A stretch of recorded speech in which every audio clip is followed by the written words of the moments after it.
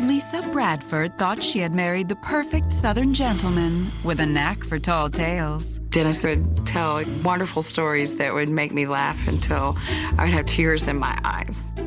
He had a great personality. He always wanted to make people smile. But there was one story Dennis kept hidden from everyone. It was an extremely horrific crime. He just left her to die. A story that was still waiting for its final chapter. I wasn't going to forget about what happened to me. I wanted him caught. Chills ran up my spine, and I just didn't want to believe it. Anybody could be an evil monster. When it comes to love and marriage, things aren't always as they seem. Growing up in Hot Springs, Arkansas, 18-year-old Lisa Yarbrough was raised with good manners and a strong faith in God. I actually prayed when I was a young teenager that I didn't want a lot of boyfriends. I wanted the one that I was supposed to meet and marry, and that was it. And one fall evening in 1991, while on a walk with a friend, it seemed Lisa's prayers were answered. This guy on a bike races by and goes, "Hi, ladies," and startled us. So we just kind of giggled at ourselves. The guy comes back and he's like, "I didn't mean to startle you ladies. I'm Dennis Bradford." Lisa was instantly taken with the 23-year-old's good looks and Southern charm. He was very handsome. Just by the way he said, "I apologize, ladies," really caught my attention immediately because he was a gentleman. The girls invited him to a local hangout. And over drinks, Dennis told Lisa he had recently moved from Texas and was studying to become a stonemason. We got along great. We talked about things that we like to do. I grew up on a farm, so I'd tell him about the slow country life, and he would tell me about life in the big city. He was just so fun to be around. I wanted to get to know him better. And it wouldn't take long. Soon, Lisa and Dennis were spending every day together. And Lisa quickly realized Dennis just might be the one. I liked his personality. He always had a smile on his face. So I knew right away that we really clicked. So when Dennis proposed in the winter of 1992, Lisa didn't hesitate to say yes. 1 month later, she and Dennis made it official. You know, we did have very limited funding, so my cousin did all of the dresses. The flower arrangements were flowers that we picked off the side of the road on the way to the church. It was a nice little country wedding, and we were happy. Eager to start their new lives together, the young newlyweds moved from the big city onto a 400-acre farm in Bonnerdale, Arkansas, owned by Lisa's grandmother. She had a big farmhouse up on the hill, and we had a trailer next door to her house. Working on a farm is really hard work. Dennis seemed to enjoy country living, and later that year, the couple was thrilled to welcome a son into their world. I was extremely excited. I always wanted children. Dennis seemed to be very happy about having a family. But Lisa started to notice a change in Dennis. A marked departure from his usual wide as a country mile smile. I could tell as time went on that the country life maybe didn't suit him. I was seeing a depression come out. He would become just so quiet and reflective. I kind of felt like it was just a culture shock for him, and he was adjusting. But the following year, Lisa gave birth to a daughter and noticed that when Dennis was with his children, his lighthearted nature returned. He became an active and doting dad. I knew my dad as a fun, loving, kind, gentle person. I remember he would read to me. He would tell me stories. He'd just immediately make me laugh. But what should have been an idyllic time was tainted by Dennis's unpredictable mood swings. One night, we were just wrestling around playing, and I got him pinned down, and we're laughing. Then he's smiling up at me, and he said, "I just wish I was dead." And he pushed me away from him and got up, walked out of the house. I was so angry because I knew a lot of people that would give anything to have the life that he had. But Dennis returned 15 minutes later with a full apology. He was just like, I don't know where that came from. So it was a bad moment. Although Dennis had his moments, they were few and far between. For the most part, there were no bumps in the road. We got along great. I felt like he was my best friend. And Dennis could always make Lisa laugh with his stories. But one day, Dennis would tell Lisa a chilling tale that was no laughing matter. I just couldn't believe what he had done. It shocked me, and he never seemed like the guy that would do that. I never thought that his stories would come back to haunt me.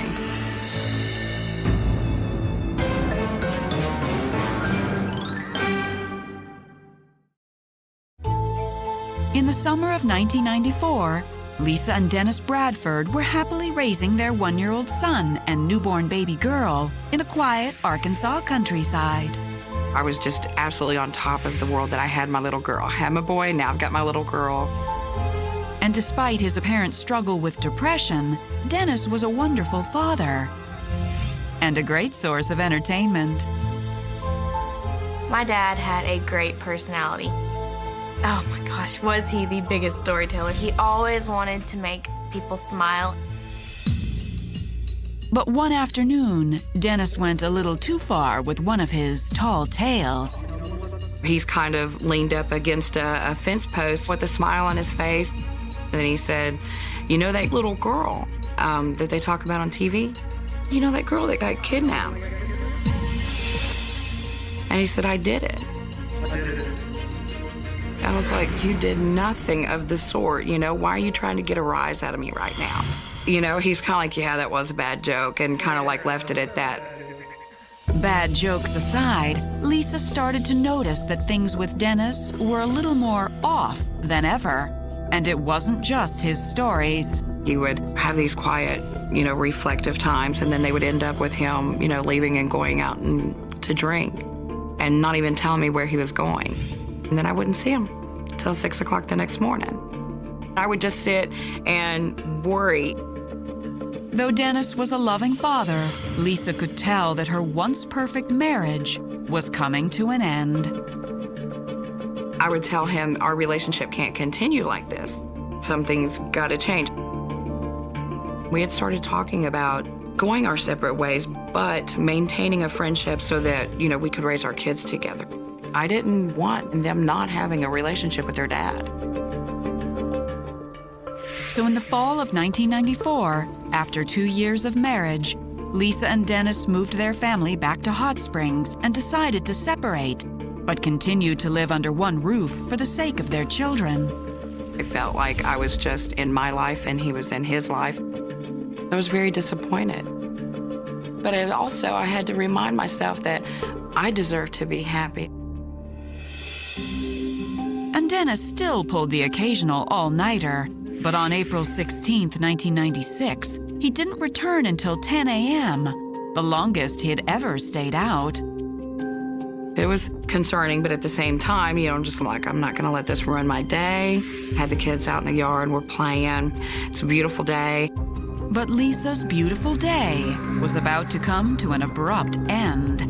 This car pulls up, and these two ladies get out of the car, and they're like, here's your husband, Dennis Bradford. I was like, yeah, Dennis is my husband. And then one of the women delivered a shocking blow. She said, we're undercover detectives. Your husband raped a woman last night. And it felt like somebody had just kicked me in my chest. I was shocked. Dennis is such a good-looking, charming guy. Why would he have to force anyone? It didn't fit at all. Eager to cooperate, Lisa led the detectives inside and woke up Dennis. He got up and they snap a picture of him with a Polaroid camera and just say, well, you'll hear from us, and walk out the door. Dennis insisted it must be a mistake. He's like, you know me better than that. I would never hurt anybody. When 2 weeks passed without word from the detectives, Lisa started to give Dennis the benefit of the doubt. He swore to me. Didn't happen. I was like, okay, I'll believe that it didn't happen. Lisa clung to the hope that the police had been wrong. But soon, this tall tale would come back to haunt Lisa and her family in the most earth-shattering way. I moved the curtain aside, and there's police cars as far as I can see. I started screaming, "You can't take my dad, you can't take my dad." I wanted it to just wake up from the bad dream that I seemed to be in.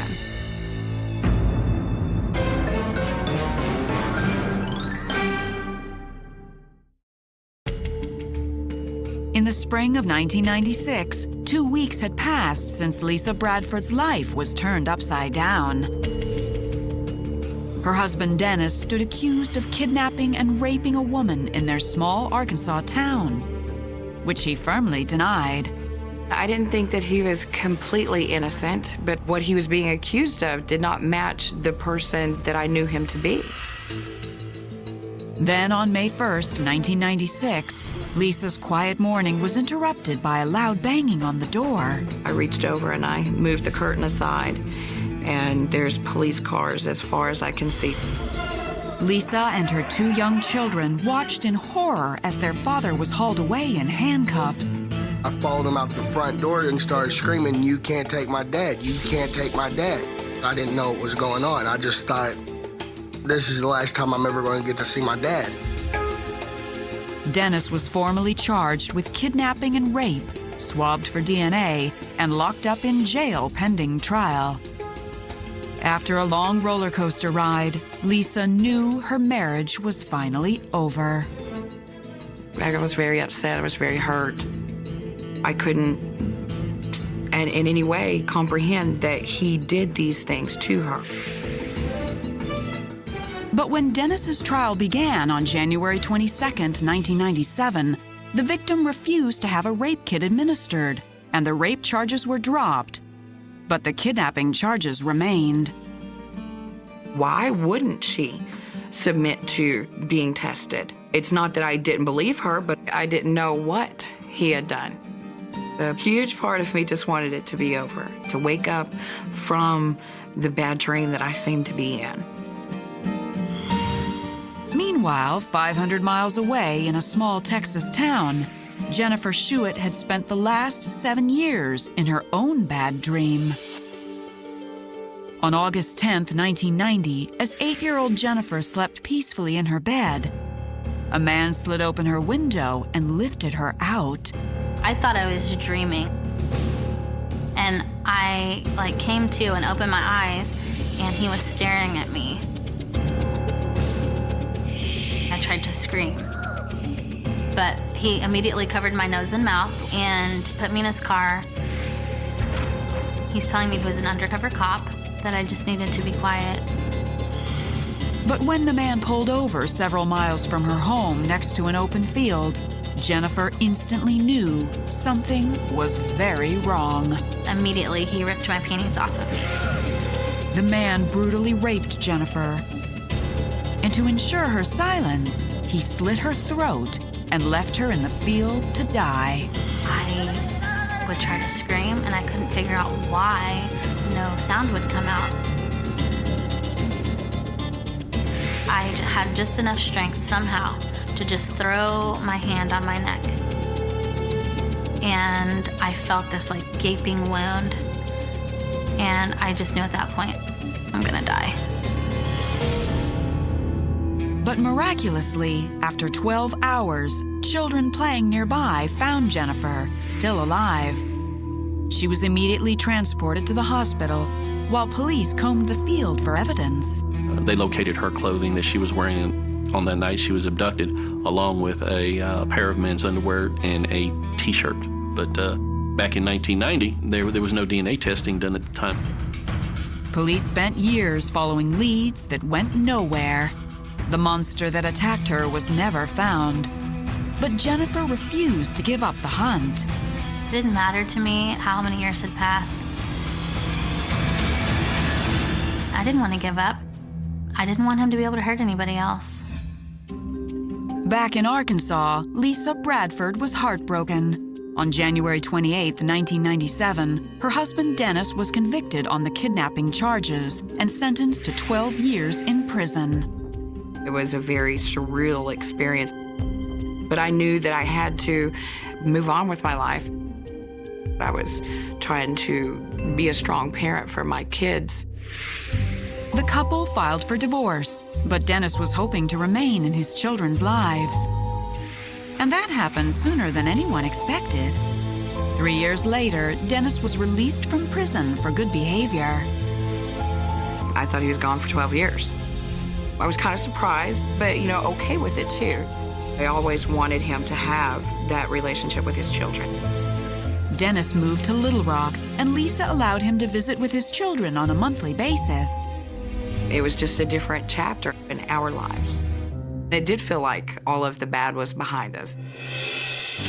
Until October 2009, when Lisa received a panicked phone call from her ex-father-in-law.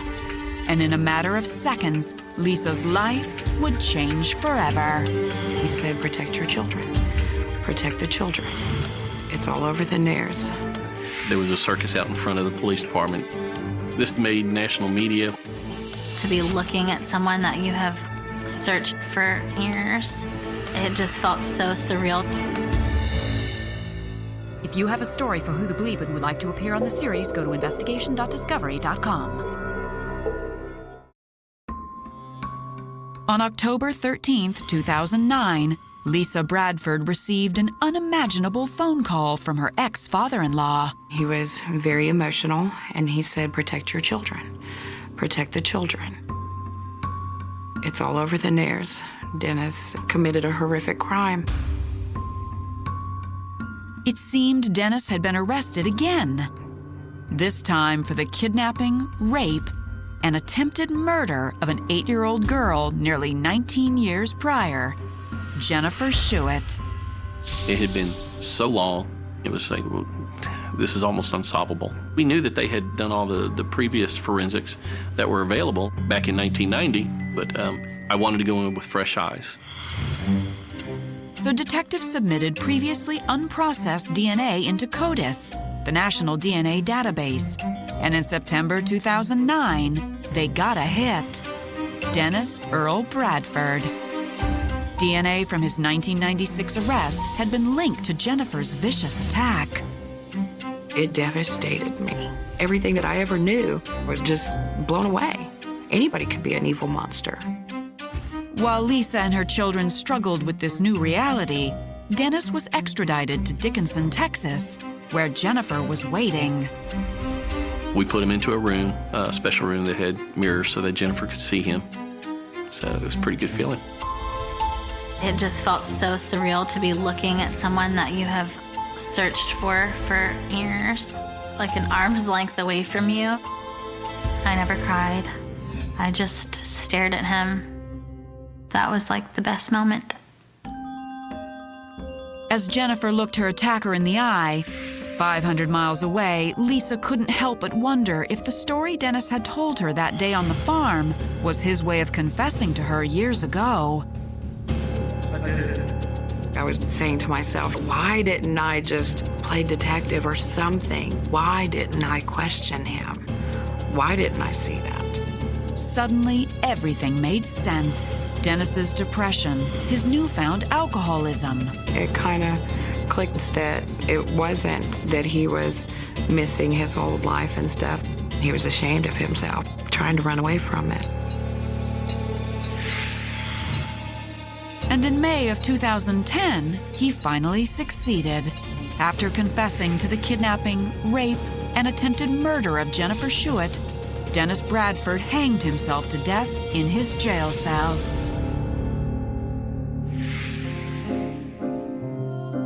Today, Lisa thanks God every day that Jennifer Schuett lived to see her attacker in custody. I'm in awe of her strength And for her to be able to tell her story, she's amazing. I'm here to encourage other people to share their stories and to seek justice. That's what I'm alive for. And Lisa has tried her best to show that strength in her own life, although it's been hard for her to trust others. It's still hard. Imagining the person that I knew is also this person that committed this heinous crime. But at the same time, we just got to keep moving forward.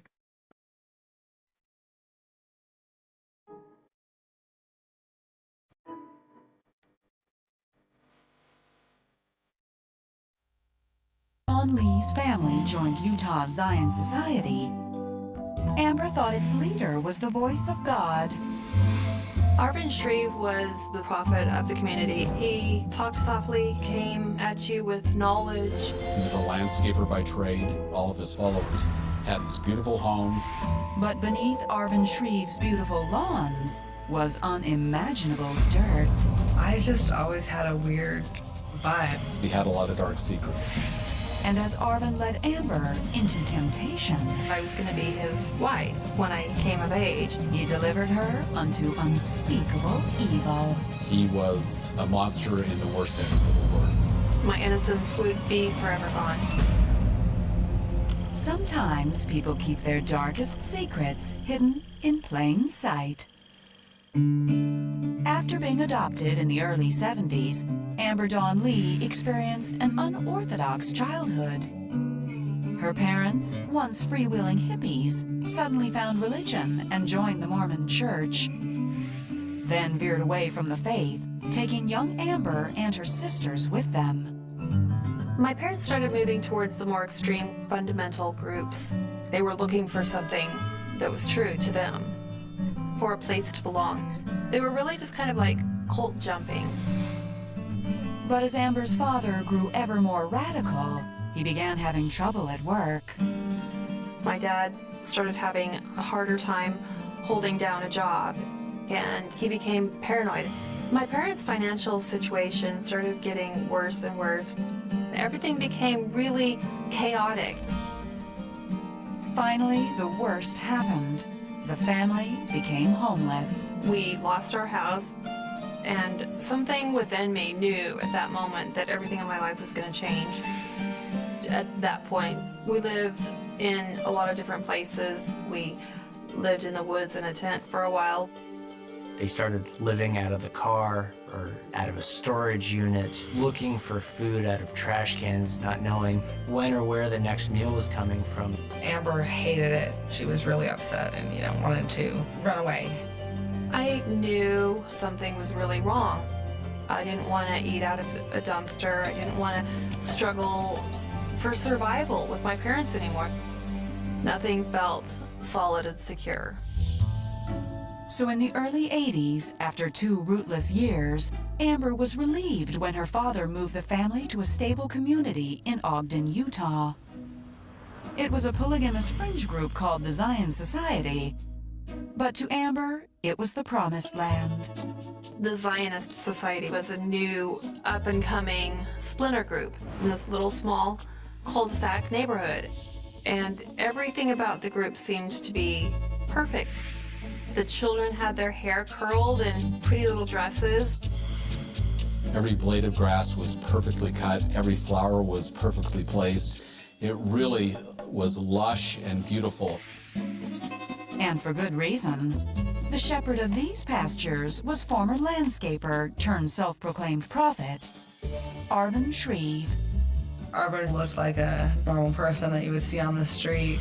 Short glasses, just a kind of a normal looking guy, I guess. Arvin Shreve looked like this kindly grandfather, this little roly-poly old man with a kind, gentle face. You wanted his attention, you wanted him to like you because he just seemed very contained and in charge. He had a demeanor of knowledge. Everything had order. There was nothing off schedule. It was really comforting that somebody would tell me what I was supposed to do next. For young Amber, the newfound stability was a dream come true.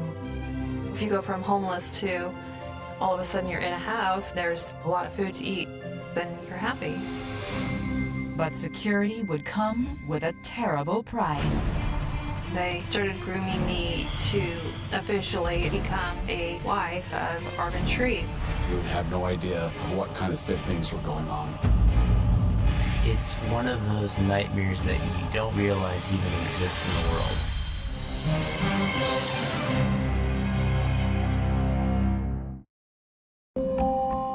In the mid-1980s, young Amber Dawn Lee thought she had finally found stability at the Zion Society, a polygamous Mormon splinter group.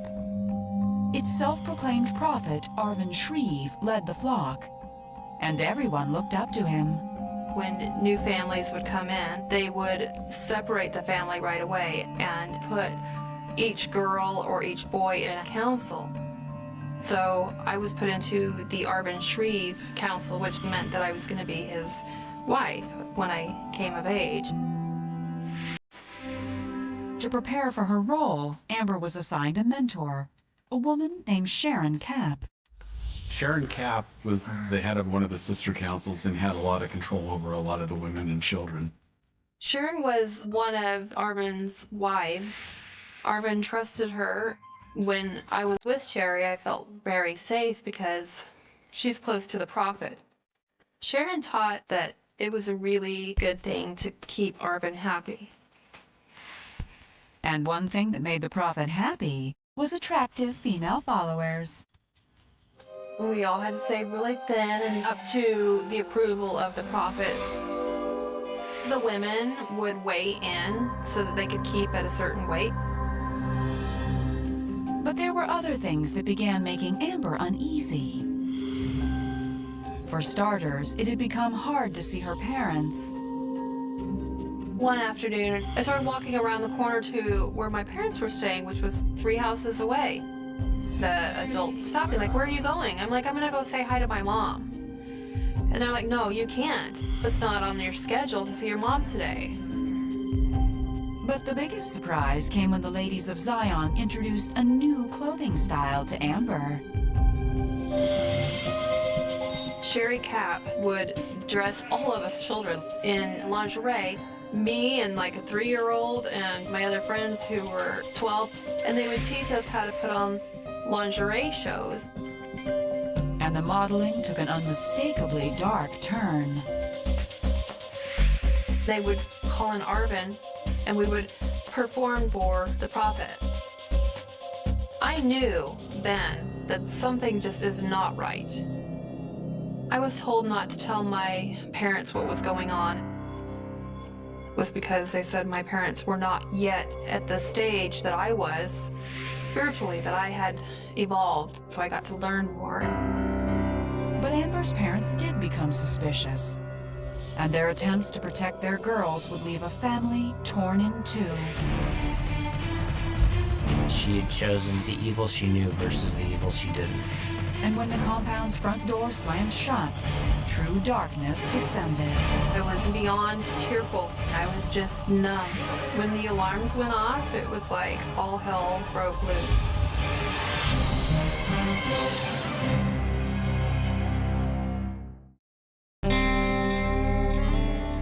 In the mid-1980s, young teen Amber Dawn Lee was growing uneasy in the Zion Society. She had just been forced to model racy lingerie for the so-called prophet Arvin Shreve. It didn't seem right, but Amber was too grateful for the stability at Zion to rock the boat. I wasn't afraid that we weren't going to have dinner. I wasn't afraid that I wouldn't have anything to wear. And I felt protected and taken care of. Geez, just always wanted some semblance of a normal life, you know, to have a house and some kind of balance. So Amber was horrified when she heard her father risk everything one day by arguing with the prophet. I was in my house when I heard my dad yelling, "You get her out here," and that I was his daughter and that Arvin had no right to keep me there. And I went out the front door, and my dad was in the street, and my younger sisters were in the car. My dad was very suspicious about something going on, and he packed up like in that moment. Alarms were going off. Men came running from every direction towards my dad, surrounding him. And they were like, you better get out of here, you better get out of here. It was a really, really scary thing for me. I didn't want my dad hurt. Amber faced her biggest crossroads. Basically, at that point, I could have run to the car and say, I'm leaving with my parents, but I didn't want to struggle for survival with my parents anymore. So she told them to go, and reluctantly they did. Amber watched as her father drove away. I was beyond tearful. I was beyond fainting. I was just numb. When I woke up the next day, it was taboo for me to talk about my parents. It was as if they never existed. Amber had to go on, so she focused on her routine and swallowed her pain. But as Amber buckled down, Zion handed her a new priority. After my family left, they became more brazen. They started grooming me to become a wife of Arvin Shreve. Most religious groups prepare young women for family life, someday. But at Zion, the lessons began fixating on filth instead of faith. Sharon was in charge of teaching all of the young girls and the children the SWOL, which was the acronym for the sexual way of life. It was her job, given to her by the prophet and by God, to teach sexuality to everyone else. And Sharon's teaching methods were a little unorthodox. She and her sisters would entice the children into playing games. But these were no ordinary games. We'd have this game called Rape in the Dark, where basically instead of truth or dare, it was just dare, where people were told to have some sort of a sexual relationship with somebody that was in the room at the time. The women in the group were all ages, and you would see a 70-year-old woman holding hands with a 16-year-old girl. The girls were told to practice things like French kissing with one another. It's really just extreme sexuality. It became such a part of every single thing within the group that all of a sudden I didn't feel comfortable in my own skin. Amber tried to keep in mind that Arvin and Sharon knew God's plan. There were eternal companions for Arvin that were older. Then I thought, well, someday I'm gonna, be his favorite wife. But then, someday came a lot sooner than she expected. One by one, Amber's young friends were sent to the prophet. They would fix them all up and push them out across the street to Arvin's. Then it was Amber's turn to cross the street. I was trying to prove myself to them. If I was thrown out at that point, where would I go? My family was already gone. I was on my own. And Sharon had trained her well. Arvin was somebody that I loved and feared at the same time.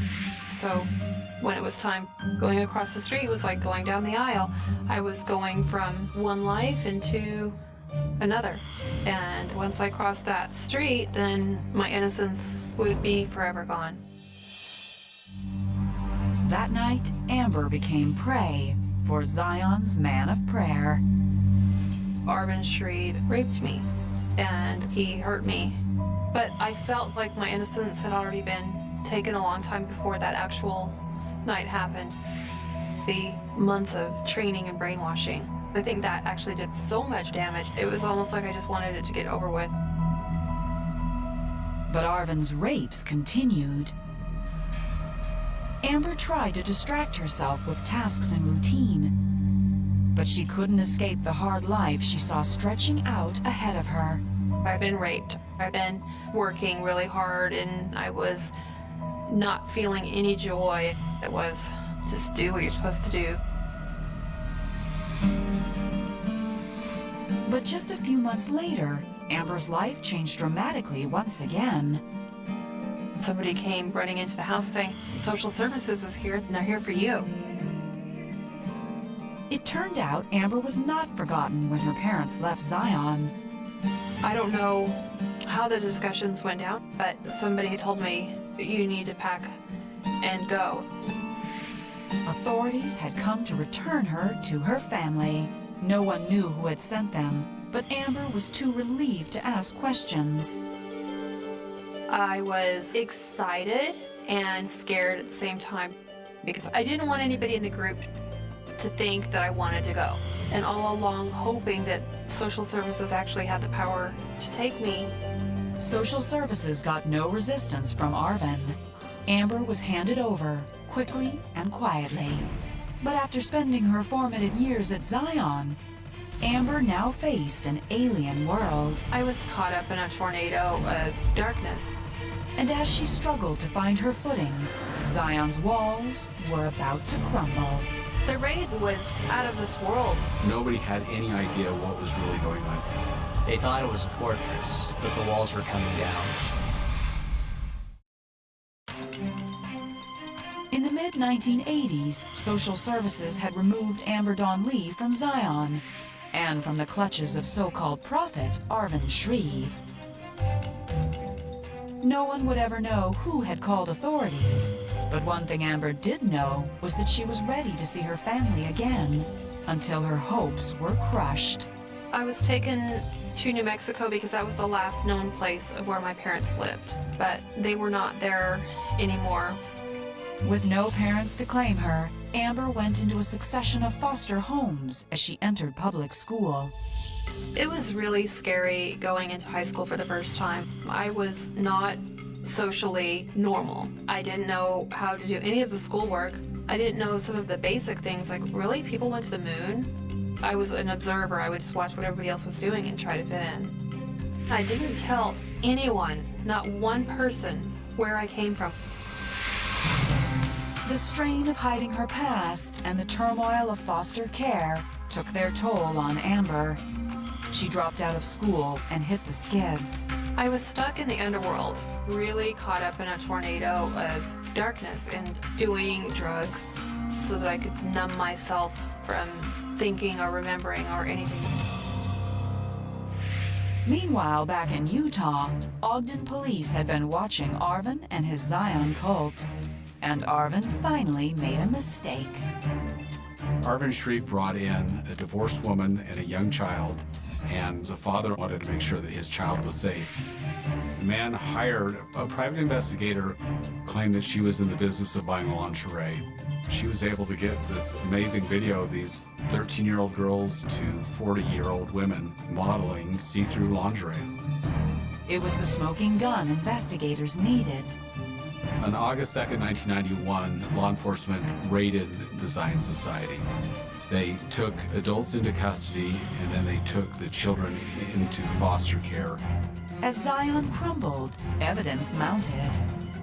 You had people coming forward saying that these children were being groomed to sexually satisfy Arvin Shreve and other adults within the Zion Society. Investigators found over 750 instances of ritual child sex abuse at Zion. The cult's youngest victim was only 3 years old. With no hope of acquittal, Arvin Shreve and sidekick Sharon Kapp both plea bargained. Each got 20 years in prison.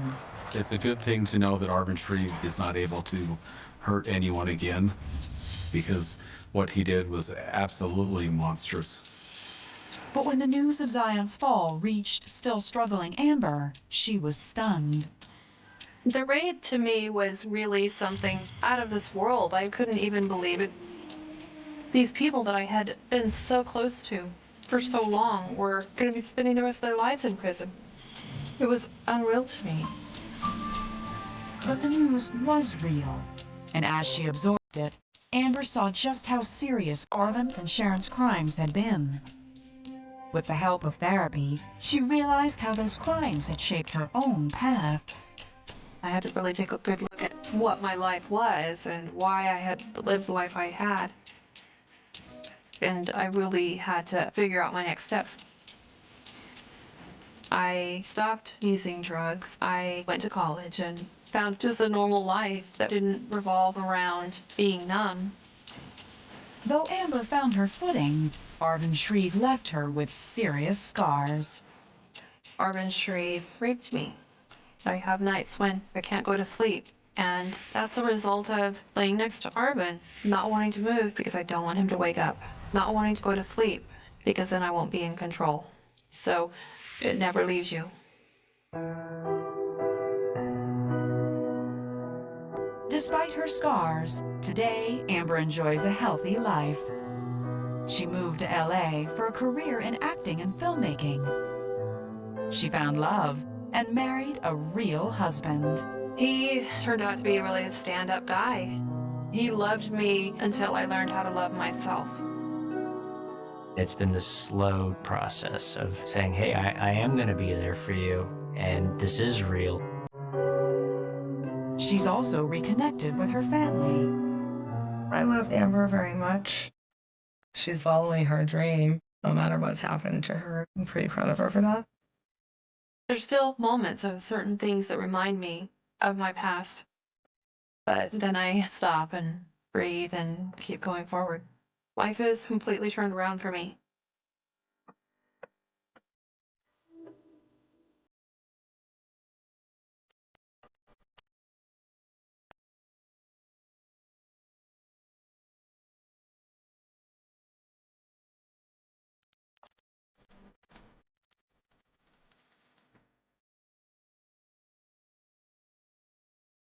The night Texas learned to hold its breath did not arrive with sirens or flashing lights, but with silence, the kind that presses against the ears until you start to hear your own pulse, the kind that settles over a town so small it still trusted unlocked doors, where porch lights were left on for neighbors, not warnings, and where nothing ever truly happened after sunset, until one house on County Road 417 went dark, and the dark did not give it back. It began with an absence. No screams reported. No shattered windows. No blood on the driveway.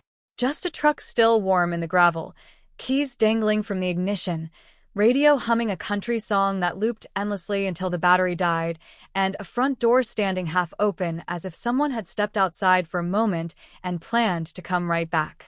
In rural Texas, in 2003, that kind of scene didn't signal danger at first. It suggested forgetfulness. It suggested routine. It suggested a mistake that would correct itself by morning. But morning came, and the house remained empty. The victim, because that word would soon become unavoidable, was known by everyone and truly known by no one. 34 years old. Local. Ordinary. The kind of person whose name appeared in church bulletins and hardware store receipts, not police reports. They had lived their entire life within a 40-mile radius, a constant presence in a place where people didn't leave, and if they did, they came back. That familiarity became the first reason no one panicked. The second reason was trust. In 2003, this town trusted itself. It trusted its roads. It trusted its people. It trusted that nothing truly bad could happen here without someone noticing. By noon, that trust began to crack. A neighbor noticed the open door. Another noticed the silence.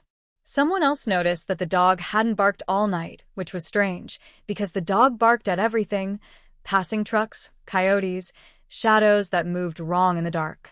The sheriff's office received a call that was careful, hesitant, apologetic. Probably nothing.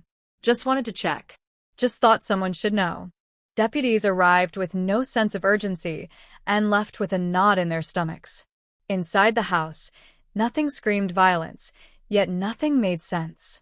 A purse lay untouched on the kitchen counter. A wallet remained in a drawer. Shoes sat neatly by the door. The bed had not been slept in. There were no signs of a struggle, but there were signs of interruption. Coffee half poured, a television left on mute, a calendar with the dates circled in red, as if something important had been planned and then erased without explanation. By late afternoon, the word missing entered the conversation. By nightfall, it was replaced with something colder. Search teams moved through fields and tree lines, calling a name that echoed back unanswered. Helicopters skimmed over scrubland. Volunteers walked shoulder to shoulder, scanning the ground for anything out of place: fabric, footprints, a dropped object that might explain how a person could vanish without leaving a trail. Nothing surfaced. No body. No weapon. No note. Just a widening circle of uncertainty that refused to close. The town watched from porches and pickup trucks, from behind lace curtains and convenience store windows, whispering theories that changed by the hour. Maybe they left willingly. Maybe they met someone.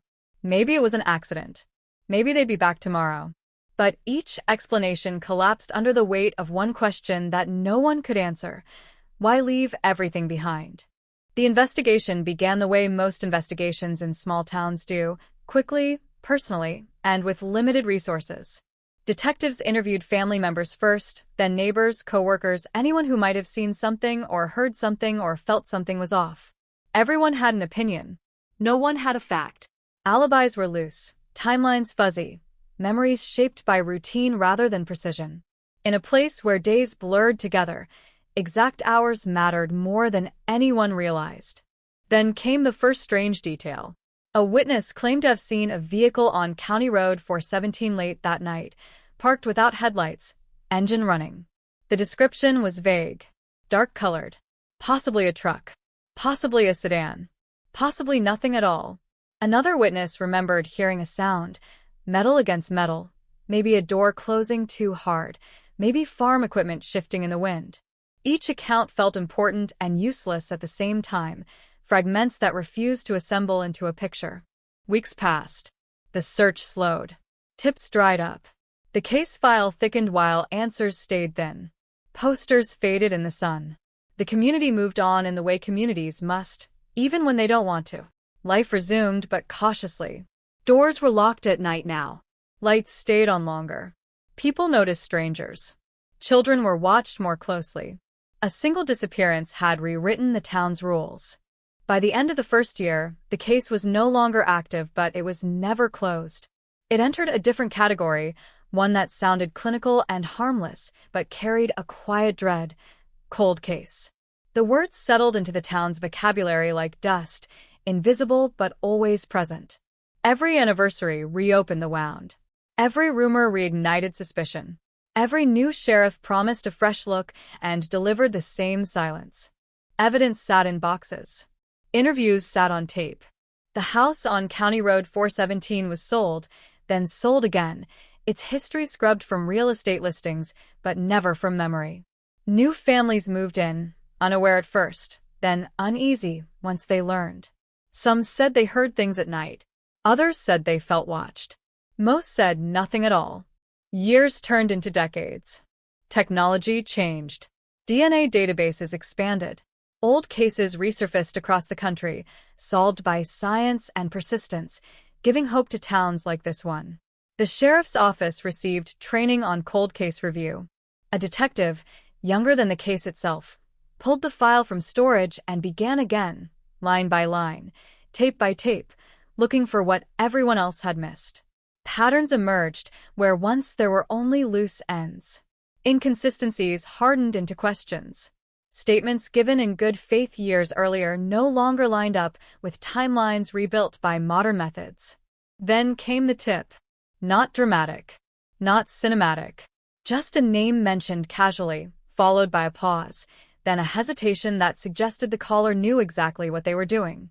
The name belonged to someone local. Someone ordinary. Someone who had never left town. Someone who had been interviewed early on and dismissed just as quickly.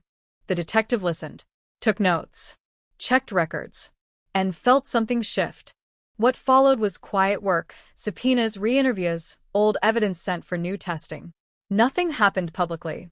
The town remained unaware, living its carefully adjusted version of normal, until the morning patrol cars appeared on a familiar driveway. Until a man was led away in handcuffs. Until the words spread faster than the deputies could control them. Arrest. Cold case reopened. Shock. The arrest stunned the town not because it answered questions, but because it created new ones. The suspect was known. Trusted. Embedded in the community. The kind of person people waved to, borrowed tools from, left alone with their children. If this was the answer, then the question had been wrong all along.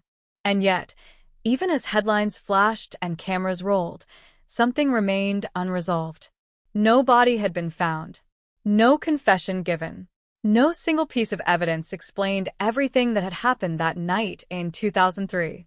The case, once frozen by time, now burned with controversy. Some believed justice had finally arrived. Others believed the town was desperate for closure and willing to accept a story that fit, even if it wasn't true. In Texas, the past does not stay buried easily. It waits. It watches. It resurfaces when the ground shifts just enough. And as the community argued, as families chose sides, as the legal process began to grind forward, one truth remained unchanged. A person had vanished into the dark, leaving behind a house that never quite closed its door, and a town that would never again sleep without listening for sounds it could not explain. The arrest did not bring relief the way arrests are supposed to, not the clean exhale after years of holding breath, but a sharper intake, a collective gasp that lodged in the chest and refused to leave, because in this town an arrest meant the story was no longer about a missing person. It was about everyone who had lived alongside the suspect for years without seeing anything wrong, about every shared barbecue and borrowed ladder and polite wave that now felt contaminated by doubt. The courthouse steps filled with cameras and microphones, reporters repeating the same phrase over and over. Texas, 2003 cold case reopened, as if saying it enough times might turn uncertainty into truth, while inside the sheriff's office detectives moved carefully, aware that every word now mattered more than it had at any point in the last 2 decades. The suspect said little. A flat denial. A request for a lawyer. No emotional outburst. No dramatic collapse. Just a calm that unsettled people more than anger ever could. Old interviews were pulled, replayed, scrutinized with new ears. In 2003, the suspect had claimed to be home that night, alone, watching television until late, a statement that once sounded plausible in a town where no one checked on anyone else after dark. Now it sounded thin. No witnesses. No receipts. Just time unaccounted for, hours that had never been examined closely because no one had believed examination was necessary. Detectives returned to County Road 417, not for the cameras but for themselves. They walked the property again, measuring distances, sight lines, imagining how a vehicle could approach without being seen, how a person could be persuaded or forced out of the house without noise, how the absence of struggle might point not to peace but to familiarity. Someone the victim trusted. Someone who didn't raise alarm. Someone whose presence felt normal enough to invite inside. The town dissected every detail in public and private. At the diner, people whispered about the suspect's temper, about arguments no one had thought important at the time. At church, prayers were offered with careful wording, asking for truth without naming who should be exposed by it. Families split along invisible lines, some clinging to the arrest as proof that justice, however delayed, still worked, others recoiling at the idea that a familiar face could hide something so dark for so long. As the case moved toward court, the prosecution began assembling a narrative from fragments that had once seemed insignificant. A phone record showing a call that lasted too long and ended too abruptly. A gas station receipt placing the suspect's vehicle miles from where it was supposed to be. Soil samples that didn't match the suspect's property, but matched a stretch of land near an abandoned farm road, a place that had been searched before but never thoroughly, because back then the focus had been elsewhere.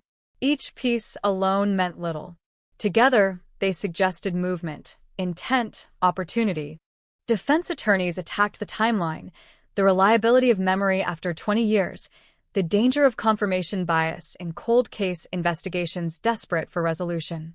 They reminded everyone that an arrest was not an answer, that suspicion hardened by time could still be wrong, that communities hungry for closure sometimes mistook coincidence for guilt. They pointed to the absence that still loomed over everything. No body, no crime scene, no definitive proof that a murder had even occurred. That absence haunted the proceedings. It haunted the investigators most of all. Without remains, the story could never fully solidify. Every theory ended in the same blank space, The same unanswered question of where the victim went after leaving the house, willingly or not. Search teams returned to fields and wooded areas with new technology, ground-penetrating radar sweeping over land that had changed hands and purposes over the years, fields that had been plowed and replanted, ditches that had been filled, places where evidence could have been erased by time itself. Each search raised hope and crushed it again. False positives. Disturbed soil that turned out to be animal burrows. Metal that belonged to farm equipment, not a grave marker. The landscape had moved on, indifferent to human urgency, reshaping itself year after year, season after season. Meanwhile, the town lived inside a contradiction. On paper, the case was moving forward, headlines announcing progress, updates hinting at resolution. In reality, the central mystery remained intact. The victim was still missing. Their voice was still absent from every courtroom argument, every television segment, every whispered debate. Friends and family watched from the sidelines, unsure whether to prepare for justice or another disappointment, whether to hope for answers or brace for the possibility that the truth, whatever it was, might never be provable. Old witnesses were called back, their memories tested under oath. Some stories shifted, not out of malice but erosion, details worn smooth by repetition and time. Others held firm, stubbornly consistent in ways that made detectives pause. Why had one neighbor insisted for years that the radio was off when deputies first arrived, when reports clearly stated it was on? Why had another changed the time they heard a noise by nearly an hour? Small discrepancies took on enormous weight, the kind that could tip a case or sink it. The suspect's past was dissected with forensic intensity. Financial records, old disputes, relationships that had ended badly. Nothing obvious surfaced, no clear motive that screamed inevitability. Instead, there were suggestions, tensions, the kind of quiet resentments that exist everywhere but rarely explode into violence. Prosecutors argued that this was precisely why the crime had gone unnoticed for so long. It wasn't fueled by rage in the open, but by something colder, more controlled, something that could wait. As pretrial hearings dragged on, the community's initial shock hardened into fatigue. The case dominated conversation for months, then receded, replaced by other concerns, other news, other worries. But it never disappeared. It lingered in the background, a low hum of unease that surfaced whenever someone drove past County Road 417 or saw the suspect's empty house, its windows dark, its lawn slowly overtaken by weeds. For the investigators, the pressure mounted. Cold cases rarely get second chances. Resources are limited. Public interest is fickle. And if this arrest failed, if the charges collapsed under scrutiny, the case might freeze again, this time for good. They revisited every decision, every assumption, asking themselves whether they were chasing truth or closure, whether they were following evidence or forcing it into shape. The night of the disappearance returned to the center of everything. Weather reports were re-examined. Moon phases calculated. Visibility estimated. Could someone have moved unseen? Could a vehicle have driven out without attracting attention? Could a body have been transported far beyond the search radius everyone had assumed was sufficient? Each answer opened new possibilities and closed old ones, narrowing and expanding the mystery in equal measure. In the end, what unsettled the town most was not the idea that the suspect might be guilty, but the realization that if the suspect was innocent, then the real answer was still out there, waiting, older now, perhaps unreachable. The arrest had not ended the story. It had only deepened it, pulling the past into the present with a force that refused to let go. As the case edged closer to trial, the question that had first surfaced in 2003 returned with renewed urgency, sharper and more dangerous than before. Not who did this, but how something so significant could happen in a place so small, how a person could vanish without a trace, and how, even 20 years later, certainty could remain just out of reach, hovering like a shadow over a town that had learned, too late, that silence is not the same as safety. The trial date loomed like a storm on the horizon, visible long before it arrived, altering behavior in subtle ways as the town adjusted its posture towards something it still did not fully understand, because trials promise answers but often deliver only versions of truth, and this one carried the added weight of decades of lives lived in the shadow of a single unanswered night. As jury selection approached, residents scanned each other with new awareness, wondering who might be called to judge a story they had been living inside for 20 years, who would be asked to decide whether familiarity could coexist with guilt, whether the absence of proof could be outweighed by the presence of suspicion. The prosecution refined its case quietly, aware that spectacle would not help them now. They focused on reconstruction, on walking the jury through the night of the disappearance minute by minute, frame by frame, building a sequence so tight it might compensate for what it lacked in physical evidence. They argued that the victim's routine had been predictable, that someone watching closely would know when the house would be quiet, when neighbors would be asleep, when a knock on the door would not trigger alarm. They emphasized familiarity again and again, not as an accusation but as a mechanism, a way to explain how silence could be maintained without force. Defense teams countered with erosion. Memory fades. Technology lies. Databases contain errors. They painted the investigation itself as the real suspect, suggesting that years of frustration had narrowed vision instead of sharpening it, that once a name resurfaced, everything else bent toward confirming it. They reminded anyone listening that cold cases reopen not because answers are obvious, but because they are elusive, and elusiveness breeds doubt. Outside the courtroom, the victim's family lived in suspended animation, cautious with hope, exhausted by anticipation.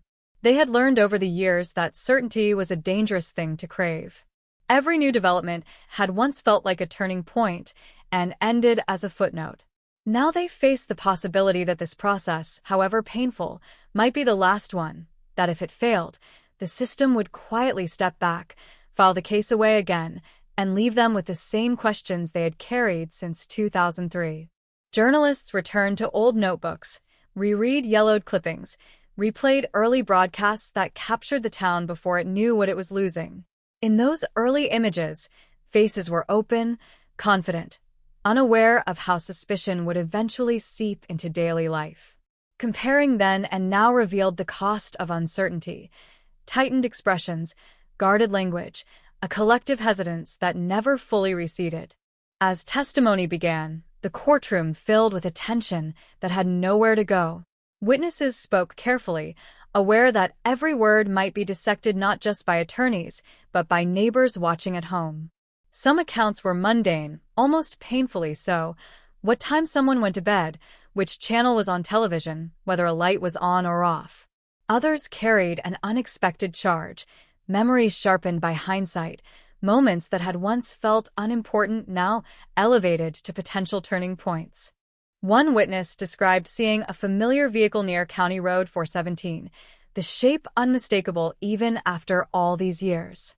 Cross-examination dismantled that certainty piece by piece, questioning angles, lighting, distance, the reliability of a memory revisited too often to remain pure. Another recalled a conversation with the victim days before the disappearance, a comment that sounded innocuous at the time, but now hinted at unease. Defense attorneys framed it as projection, the human tendency to rewrite the past to fit the present. The prosecution leaned heavily on the idea of opportunity, on the suspect's proximity to the victim's life, on the gaps in the alibi that time had only widened. They introduced experts who spoke about behavioral patterns, about crimes committed not in bursts of passion but in calculated quiet, crimes designed to leave nothing behind. The defense responded with experts of their own, challenging assumptions, offering alternative explanations that sounded reasonable enough to plant doubt, if not certainty. Throughout it all, the missing body hovered over the proceedings like an accusation no one could answer. Jurors were reminded repeatedly that the law did not require remains to prove a crime, that absence itself could be evidence. Still, the human mind struggled with that concept. We are conditioned to expect something tangible, something that anchors belief.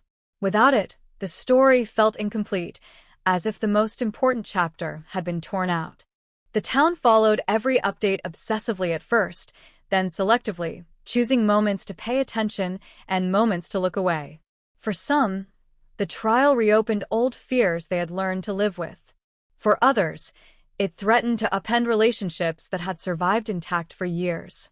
Taking a side felt like choosing between loyalty and justice, between comfort and truth. Many chose silence instead. As days turned into weeks, fatigue set in. Legal arguments blurred together. Dates and times tangled. Jurors scribbled notes, trying to hold on to clarity as the narrative grew more complex. The prosecution's story felt compelling but fragile, a structure that relied on coherence rather than certainty. The defense's story felt fragmented but resilient, built around the idea that doubt itself was enough. Behind closed doors, investigators waited, knowing that regardless of the outcome, the case would not truly end. A conviction would not bring the victim back. An acquittal would not erase suspicion. Either result would leave something unresolved, a residue of uncertainty that no verdict could fully wash away. They revisited the evidence again in their minds, wondering whether something crucial still sat unnoticed in a box, mislabeled or misunderstood, waiting for the right question to unlock it. When closing arguments arrived, they landed with the weight of finality. The prosecution asked the jury to see the pattern, to accept that not all crimes announce themselves with violence, that some are defined by what is missing rather than what is present. The defense asked them to resist the pull of narrative, to remember that a story can feel true without being provable, that the burden of proof exists precisely to guard against the desire for closure. Deliberations began, and the town held its breath again, just as it had 20 years earlier, waiting for something to happen, waiting for silence to break. Conversations stalled mid-sentence. Radios stayed on. Phones buzzed with speculation. The question was no longer about what had happened in 2003, but about what would happen now, about whether this long arc of uncertainty would finally bend toward an answer or snap back into doubt. As the jury disappeared behind closed doors, one truth settled over everyone involved, heavy and inescapable. Regardless of the verdict, the night on County Road 417 would never loosen its grip on this place. It had woven itself too deeply into the town's identity, reshaped too many lives, taught too many lessons about trust and vulnerability. And even if the law declared an ending, the mystery itself would continue to echo, reminding anyone willing to listen that some questions do not fade with time, they sharpen, waiting for the moment they can cut again. The verdict did not arrive with the clarity people had imagined for years, not with a clean line drawn between guilt and innocence, but with a hesitation that spread through the courtroom before the words were even spoken, a sense that whatever came next would land awkwardly, incomplete, unable to shoulder the weight placed upon it. When the foreperson finally spoke, the sound of their voice seemed too small for the moment, and the reaction that followed, gasps, murmurs, the soft scrape of chairs, felt less like resolution and more like a collective realization that the story was still unfinished. The jury was divided, unable to reach unanimity, bound by reasonable doubt that refused to be dissolved by narrative alone. A mistrial. The word rippled outward, carried by headlines and text messages, translated instantly into something simpler and more devastating. No answer. The defendant was led away not as a convicted killer, but not as an exonerated man either, suspended in a legal limbo that mirrored the case itself. For the victim's family, the moment was a familiar kind of loss, the reopening of a wound they had never been allowed to close. Outside the courthouse, reactions fractured along predictable lines. Some called the mistrial proof that the arrest had been premature, that the case was built on inference stacked too high. Others saw it as evidence of how difficult justice becomes when time erases its trail, arguing that doubt did not mean innocence, only that the truth had been hidden too well for too long. The town absorbed the news quietly, with fewer arguments than expected, as if everyone had already rehearsed this outcome in their minds. Prosecutors announced their intent to retry the case, but the declaration lacked triumph. A second trial would mean reassembling witnesses, reliving testimony, asking memories to hold steady under renewed pressure. It would mean more waiting, more headlines, more strain on a community already tired of carrying the same question year after year. Defense attorneys welcomed the decision publicly while privately calculating their next moves, aware that a hung jury could either weaken the prosecution's resolve or sharpen it. As legal teams prepared for another round, investigators returned once more to the evidence, compelled by the verdict to confront uncomfortable possibilities. Had they missed something essential?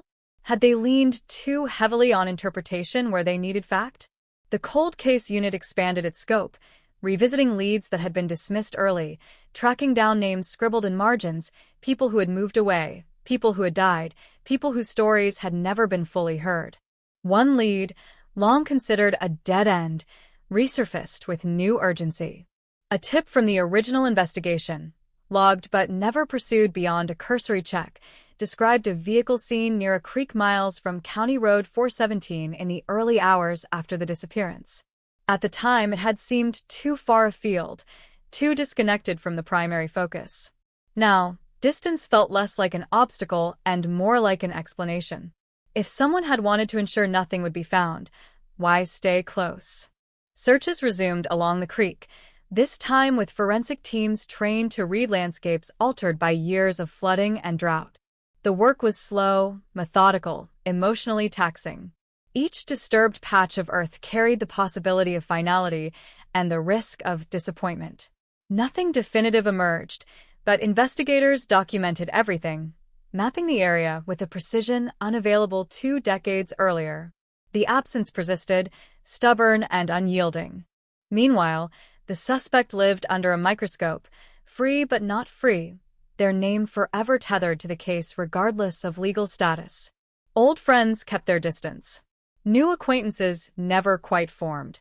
Every move was observed, every word interpreted. This was another kind of punishment, one that came without verdict or sentence, a consequence of existing in the gray space between accusation and proof. The town's patience thinned.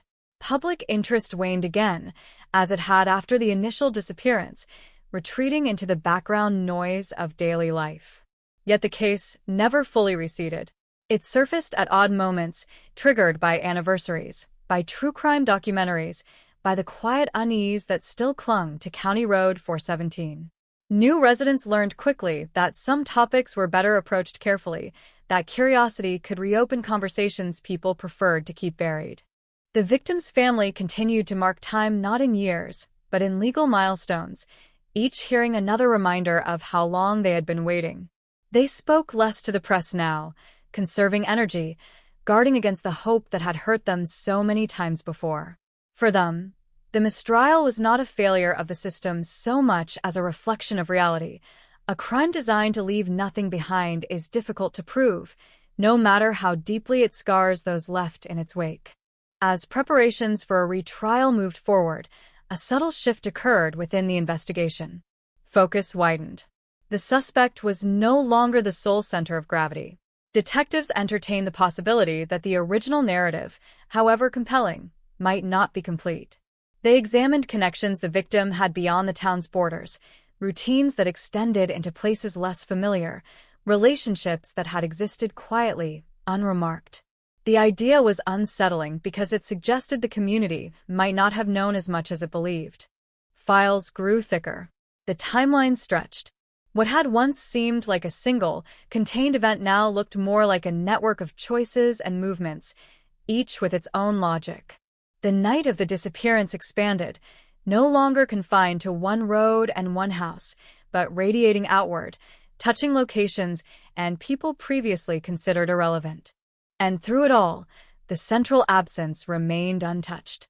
No remains, no definitive scene. Just a legal process circling a void, trying to draw meaning from what could not be seen. The mistrial had not ended the case. It had changed its shape, turning a straight line into a loop, pulling everyone back toward the beginning with new questions and fewer illusions. In Texas, unresolved stories have a way of persisting, refusing to fade into background noise. They linger in the heat, in the dust, in the long drives between towns where the past feels close enough to touch. And as this case prepared to move forward once again, it carried with it the same chilling truth that had defined it from the start. Sometimes the hardest part of seeking justice is accepting that even when the system does everything it can, the darkness does not always give up what it has taken. By the time the retrial began, the case no longer felt like a single story, but a collision of many, overlapping and competing, each shaped by time, bias, and exhaustion, and yet all orbiting the same empty center, the same missing person whose absence had grown heavier with every failed attempt to explain it. The courtroom filled again, but the atmosphere was different now, less charged with expectation and more with apprehension, as if everyone involved understood that this might be the last opportunity to force meaning out of silence. The prosecution adjusted its approach, tightening its focus, abandoning some of the broader narrative in favor of precision. This time, they emphasized movement over motive, sequence over speculation. They walked the jury through a reconstructed timeline built from digital artifacts that did not exist in 2003, cell tower pings, archived traffic cameras, data recovered from devices once thought irrelevant.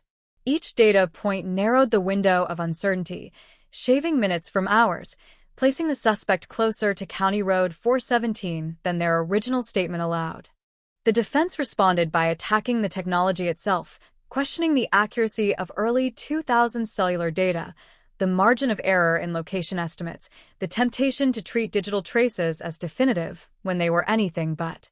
They warned the jury against confusing probability with proof, reminding them that science evolves and conclusions drawn years later can be shaped as much by present-day assumptions as by past reality.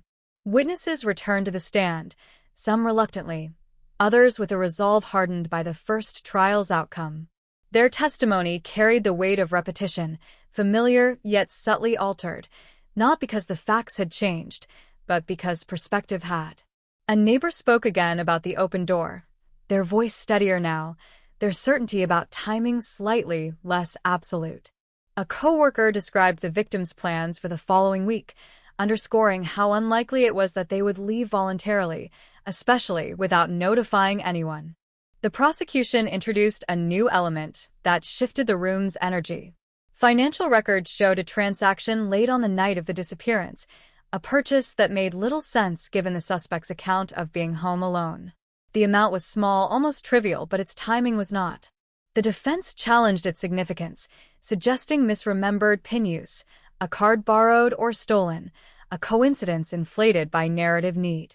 Still, the detail lodged itself in the collective mind, one more inconsistency in a story already strained.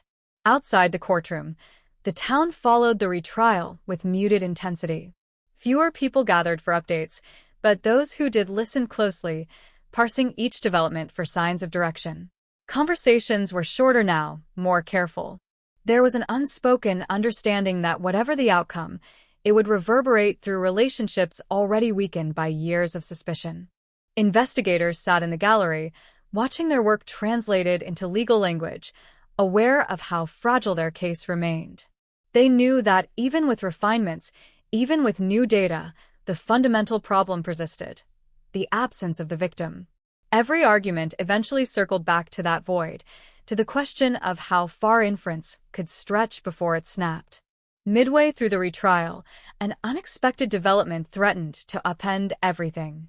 A witness previously considered unreliable came forward with new information, claiming to remember a conversation from years earlier in which the suspect had spoken about a place far from town, a location that matched the creek area now under renewed scrutiny. The defense moved quickly to suppress the testimony, citing the dangers of delayed recollection and media contamination. The judge allowed it with caution, instructing the jury to weigh its credibility carefully. The testimony rippled through the proceedings, introducing a geographical anchor to a case long adrift. For the first time, the night of the disappearance felt tethered to a specific place beyond the house, a potential endpoint to a journey that had remained theoretical. Search teams returned to the area yet again, driven by the possibility that something had been overlooked not because it was hidden well, but because no one had known to look there with conviction. The searches yielded fragments, scraps of fabric too degraded to identify, bones that turned out to be animal, items discarded long before 2003. Each discovery was documented, analyzed, and ultimately dismissed, adding to a growing catalog of near misses that define the case as much as any breakthrough ever could. As closing arguments approached, fatigue weighed on everyone involved. The prosecution urged the jury to see the pattern solidified by repetition, the consistency of opportunity, the accumulation of inconsistencies in the suspect's story. The defense returned to its central refrain, doubt. They argued that the case had grown more complex not because the truth was emerging, but because uncertainty invites elaboration, and elaboration can masquerade as clarity. When the jury retired to deliberate once more, the town slipped into a familiar waiting posture, quieter this time, less hopeful, braced for whatever came next. The retrial had answered some questions and raised others, narrowed some paths and opened new ones. But as hours stretched into days, it became clear that the central mystery remained resilient, resisting every attempt to confine it to a verdict. The night on County Road 417 still held its secrets, and even as the legal process strained toward conclusion, the case continued to exist in two parallel realities, one inside the courtroom, governed by rules and burdens of proof, and one outside, in the collective memory of a town that had learned how easily certainty can dissolve and how long the echo of a single unanswered question can endure. The jury returned slower this time, not with the sharp edge of anticipation but with the dull weight of inevitability, and when they filed into the courtroom, eyes forward, shoulders tight, it was already clear that whatever they carried with them would not feel like an ending. The foreperson stood, voice steady but drained, and delivered a verdict that landed with a strange quiet, not a gasp, not a cry, just the soft sound of expectation collapsing inward. Not guilty. The words moved through the room like cold air. The defendant exhaled, not in relief, but in something closer to survival, a body finally allowed to release tension after years of restraint. Defense attorneys nodded, already preparing statements about reasonable doubt and the integrity of the system. Prosecutors sat still, faces unreadable, absorbing the reality that the case they had rebuilt twice had slipped beyond the reach of conviction. For the victim's family, the moment did not register as defeat or closure, but as confirmation of a truth they had come to fear, that the legal process could end without the mystery ending with it. They left the courtroom quietly, avoiding cameras, carrying the same absence they had walked in with. Outside, headlines flashed fast and blunt. Texas cold case ends in acquittal, language that suggested finality where none existed. The town reacted with a subdued resignation. There were no celebrations, no protests, just a sense of something settling, like dust after a long disturbance. The trial was over. The questions were not. Law enforcement held a brief press conference, careful with phrasing, emphasizing that an acquittal was not a declaration of innocence, only a reflection of the evidence presented. They spoke of continued commitment, of open files, of leads that would still be pursued. But the words felt thin against the weight of reality. Resources move on. Attention shifts. The cold cases, once reheated, rarely stay warm for long. The suspect returned to a life altered beyond repair, free by law but bound by reputation. In a town that remembers everything, acquittal did not erase suspicion. It merely changed its tone. People watched from a distance, curiosity mixed with discomfort, unsure how to reconcile the person they knew with the story that had nearly defined them as something else. Behind closed doors, investigators faced the reckoning that follows every failed prosecution. Files were reviewed again, not with hope this time but with obligation, a final sweep for anything that might justify continuing. Some argued the acquittal meant the theory had been wrong from the start. Others insisted it meant only that the truth had been hidden too effectively. Without new evidence, the debate stalled, circling familiar ground. Then, quietly, something shifted. Not in the courtroom, not in the headlines, but in the margins of the case file, where unresolved threads had always lived. A pattern noticed too late. A name that appeared repeatedly, without ever taking center stage. Someone adjacent to the investigation, close enough to observe, distant enough to avoid scrutiny. It was not a revelation, just a question that had not been asked loudly enough before. Investigators followed it cautiously, aware of how easily hope could mislead them again. They traced movements, revisited statements, compared timelines with a skepticism sharpened by failure. The picture that emerged was incomplete but unsettling, suggesting that the disappearance might not have been the act of a single person, or even someone embedded in the town's daily life, but part of a broader, messier set of circumstances that had been simplified too early. This reframing changed the tone of the case. It moved away from certainty and toward complexity, from accusation and toward reconstruction. The night of the disappearance expanded once more, stretching beyond County Road 417, beyond the familiar routes and routines, into spaces that had felt peripheral until now. Search efforts resumed, smaller and quieter, driven less by expectation and more by stubbornness. Investigators returned to areas they had walked before, this time guided by different assumptions. They spoke to people who had never considered themselves witnesses, who had been nearby, without realizing proximity could matter. Some remembered nothing. Others remembered too much, details that contradicted themselves, memories reshaped by years of exposure to the story. The town barely noticed. Attention had moved on, satisfied by the idea that the case had reached an official conclusion.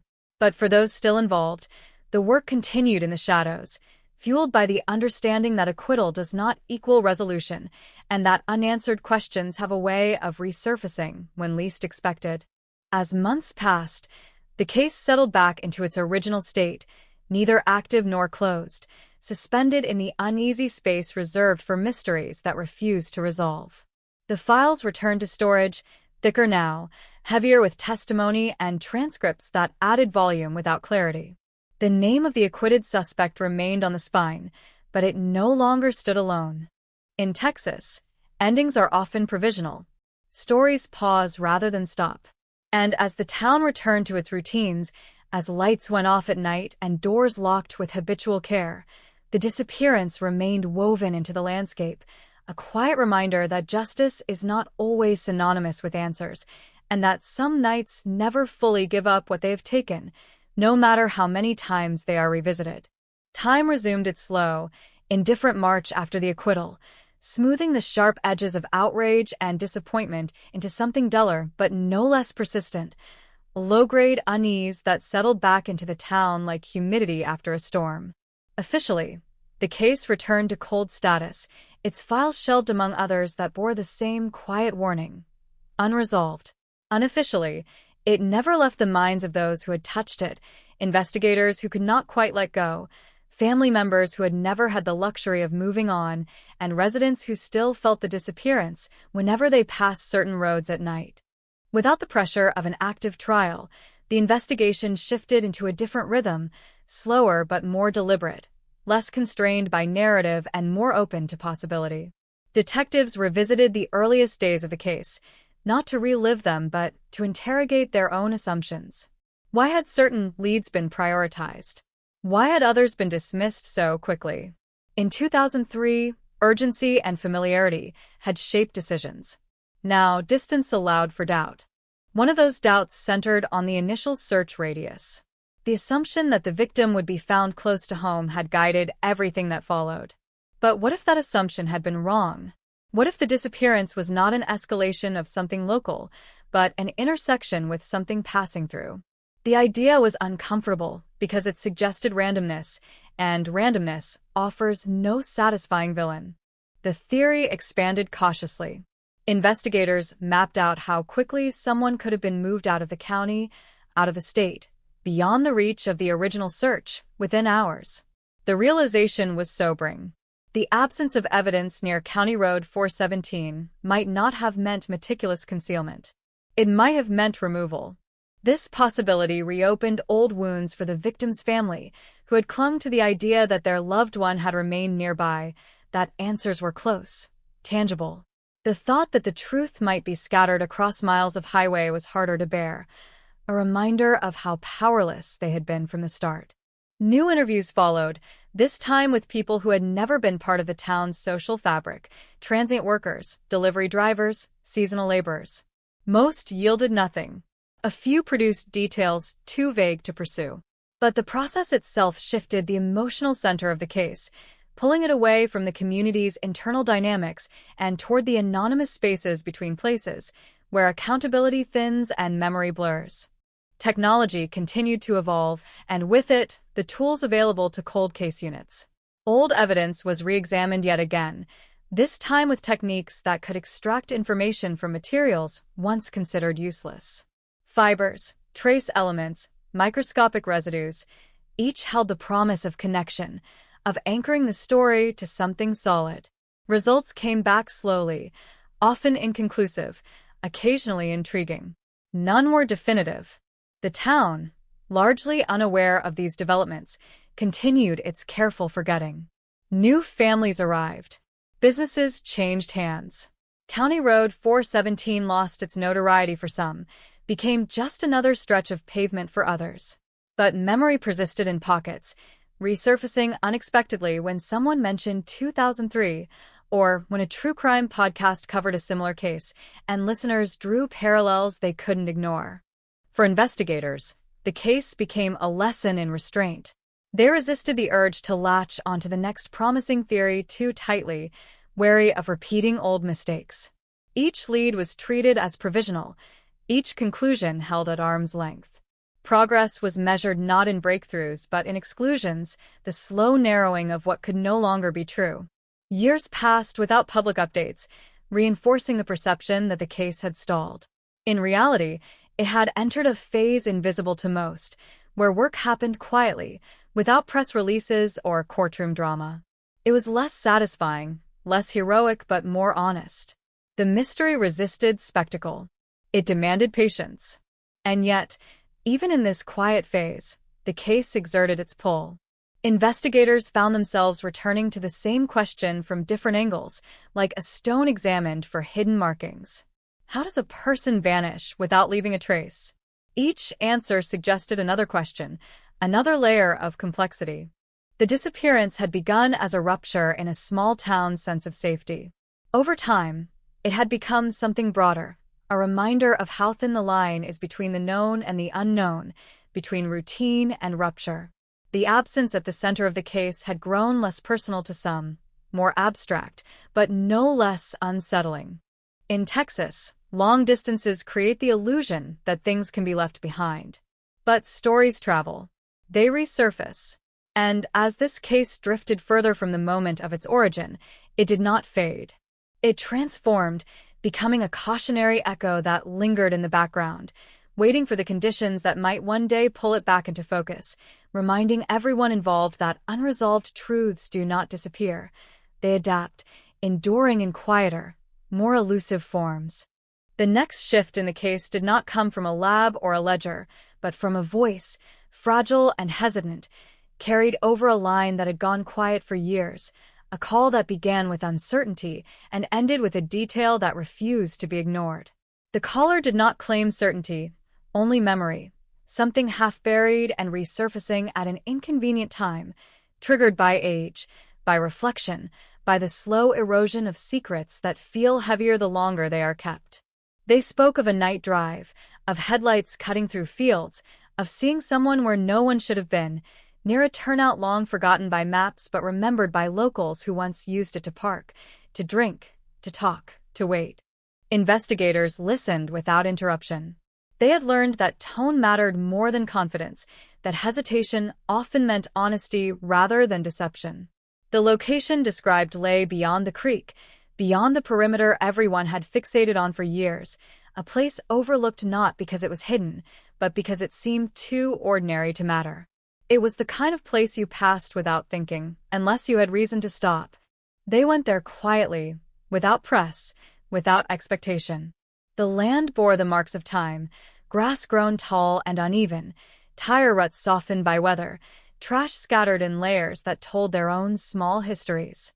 Forensic teams worked slowly, aware that discovery could mean everything or nothing at all. The ground gave up fragments again. Old cans, broken glass, remnants of lives intersecting briefly before moving on. Then something different. Fabric, synthetic, degraded but distinct enough to warrant attention. Not proof. Not closure. But not nothing either. Testing followed, cautious and precise. Results came back inconclusive, the material too damaged to link definitively to the victim. Still, it altered the trajectory of the investigation. It suggested a path, a movement, a narrative that did not begin and end in one place. The night of the disappearance stretched further, grew more complex, accommodating the possibility of multiple stops, multiple decisions made under cover of darkness. The case drew the attention of a state-level task force, not because it promised resolution, but because it refused to settle. Fresh eyes reviewed old materials, unconstrained by the town's history, less susceptible to its emotional gravity. They saw patterns that locals had normalized, gaps that had been explained away by familiarity. Their involvement brought resources but also distance, a shift that unsettled some and reassured others. New comparisons were made against unsolved cases along regional highways, disappearances once thought unrelated now placed side by side, timelines overlapping just enough to raise uncomfortable questions. Similarities emerged in method, in circumstance, in the quiet efficiency with which people had vanished. None were exact. All were suggestive. The possibility of a broader pattern loomed, threatening to pull the case out of its local context and into something larger, something harder to contain. For the victim's family, this development was a double-edged thing. It revived hope while expanding the scope of uncertainty. If the disappearance was part of a wider pattern, then the truth might not belong to their town alone. It might be buried in records from places they had never been, among victims they would never meet. The idea was both comforting and devastating, offering explanation at the cost of intimacy. The town reacted slowly, absorbing rumors before facts, measuring each new whisper against years of disappointment. Some resisted the notion that the case could extend beyond familiar faces and places, preferring the discomfort of known suspicion to the terror of the unknown. Others accepted it readily, relieved by the chance that the community's long self-examination might finally give way to something external, something less personal.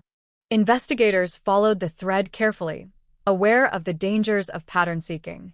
They distinguished coincidence from connection, resisted the urge to force alignment where none existed. Progress was incremental, built on elimination rather than confirmation. Each case compared and dismissed still narrowed the field, reducing the infinite to the plausible. As months passed, the case acquired a new reputation among those who worked it, no longer just a cold case but a stubborn one, defined by its refusal to conform to expectation. It demanded adaptability, a willingness to revisit conclusions and abandon them without ceremony. It punished certainty and rewarded patience. The landscape itself became part of the story again.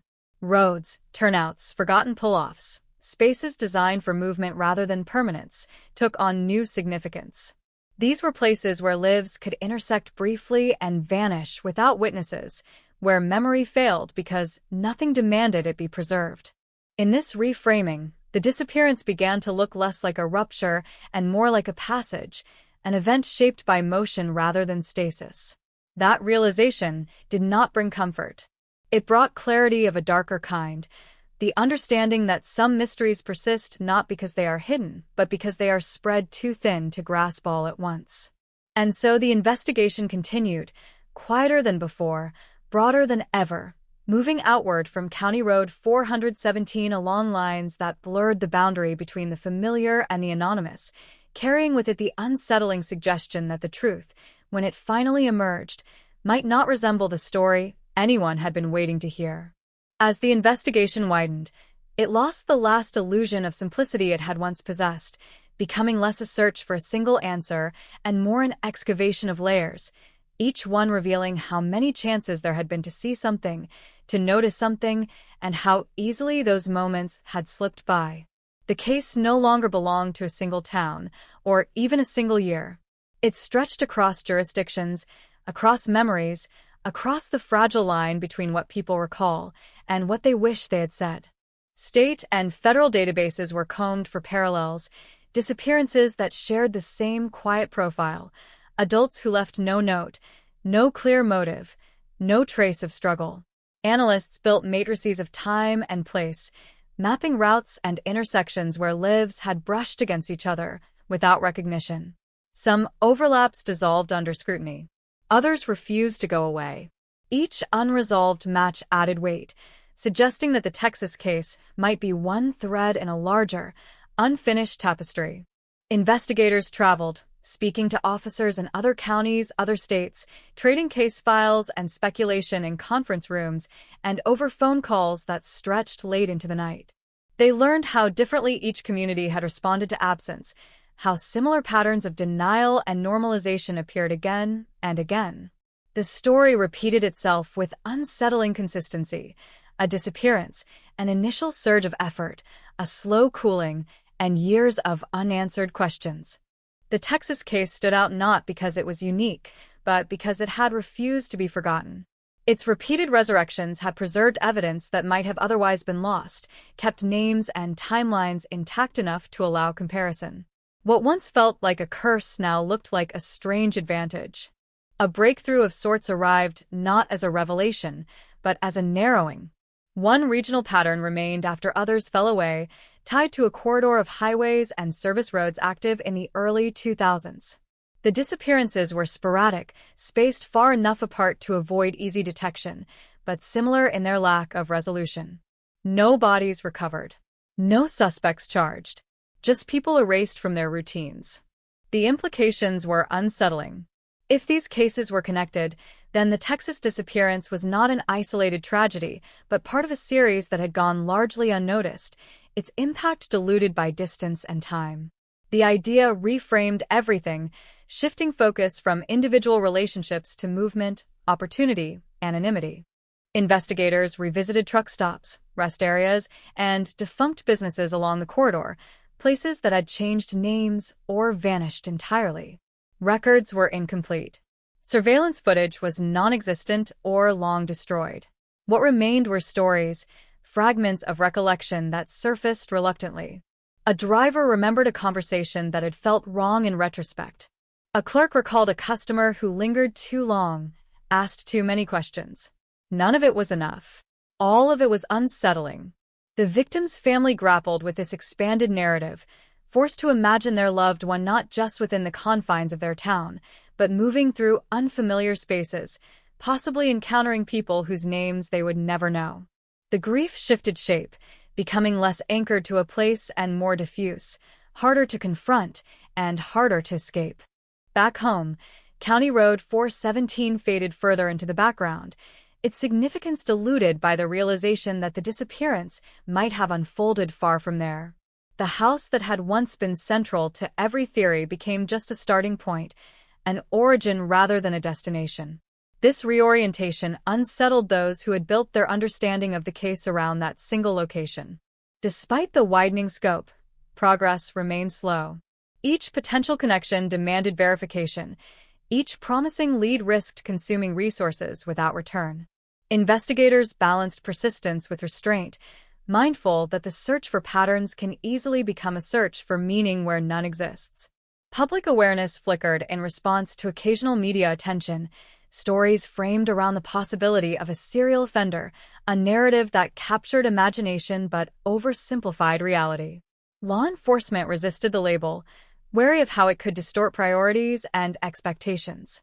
The truth, whatever it was, appeared messier, less cinematic, harder to package. Years slipped by. Personnel changed. Files were passed on, explained, re-explained. The case survived these transitions because it had learned how to adapt, how to remain relevant without resolution. It became the reference point, a reminder cited in training sessions and cold case seminars, an example of how absence can ripple outward, influencing investigations far beyond its origin. And yet, for all the expansion, the heart of the mystery remained unchanged. One person had disappeared. One night had swallowed them whole. The rest was interpretation, an ever-growing framework built around a void that refused to yield substance. As investigators continued their work, they carried a quiet understanding that the case might never collapse into certainty. Instead, it might persist as an open question, a constellation of clues that pointed in several directions at once. The Texas disappearance had become something larger than itself, not because it had been solved, but because it had forced those who followed it to confront a difficult truth. Some mysteries do not end with answers, but with an acceptance of how much can remain unknowable, even after years of searching. By the 20th anniversary, the case had reached a strange equilibrium, no longer urgent, never resolved, suspended between relevance and resignation, its details preserved in files and memories that outlived the people who first recorded them. Commemorations were quiet now. No rallies. No press conferences. Just a candle on a porch, a name spoken softly at the end of a church service, a pause in conversation when the year 2003 surfaced unexpectedly. Time had not healed the wound so much as taught everyone how to live around it. Inside law enforcement, the case became a reference point, cited whenever new officers were trained on the anatomy of a cold case. It illustrated how investigations evolve, how certainty erodes, how theories rise and fall. It also illustrated something harder to teach: the emotional cost of persistence without payoff. Detectives who had worked the case early in their careers now spoke of it with a careful distance, aware that obsession could consume as much as indifference could erase. Technological advances continued to offer flickers of possibility. Genealogical databases expanded. Old evidence was once again reconsidered, not with hope of a dramatic revelation, but with the understanding that even partial answers could matter. A fiber reanalyzed. A trace element retested. Each effort carried the quiet acknowledgement that progress might come not as a solution, but as a clarification of what could never be known. The expanded theory of a corridor-based disappearance remained on the table, neither proven nor dismissed. Analysts revisited it periodically, updating maps, adjusting assumptions, testing new data against old frameworks. Sometimes a new case would surface elsewhere, and for a brief moment, attention would snap back to Texas, only to drift again when connections failed to hold. The pattern teased without committing, hinting at structure while withholding confirmation. For the victim's family, anniversaries marked endurance rather than milestones. They had learned to temper expectation, to protect themselves from the cycle of hope and disappointment that had defined the early years. Their grief had matured, becoming less raw but no less present, a constant companion shaped by absence rather than memory. They spoke now less of justice and more of recognition, of the simple desire for their loved one's story to be remembered accurately, without distortion or sensationalism. The town itself had changed.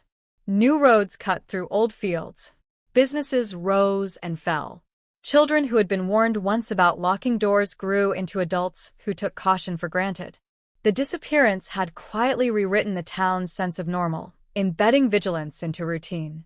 What had once been a shock had become part of the local inheritance, passed down without ceremony. Occasionally, a new investigator would take interest, drawn by the case's longevity, its refusal to settle. They would read through transcripts, listen to recordings, trace timelines with fresh eyes. And often, they would arrive at the same conclusion others had reached before them: that the case resisted resolution not because of a single missing piece, but because its shape itself was incomplete. The truth, if it existed in a form that could be known, was fractured across too many places, too many moments that had passed unrecorded. Public fascination resurfaced now and then, reignited by documentaries, podcasts, articles that framed the case as emblematic of something larger, a failure, a warning, a symbol of how easily people can disappear in plain sight. Each retelling added a layer, sometimes clarifying, sometimes obscuring.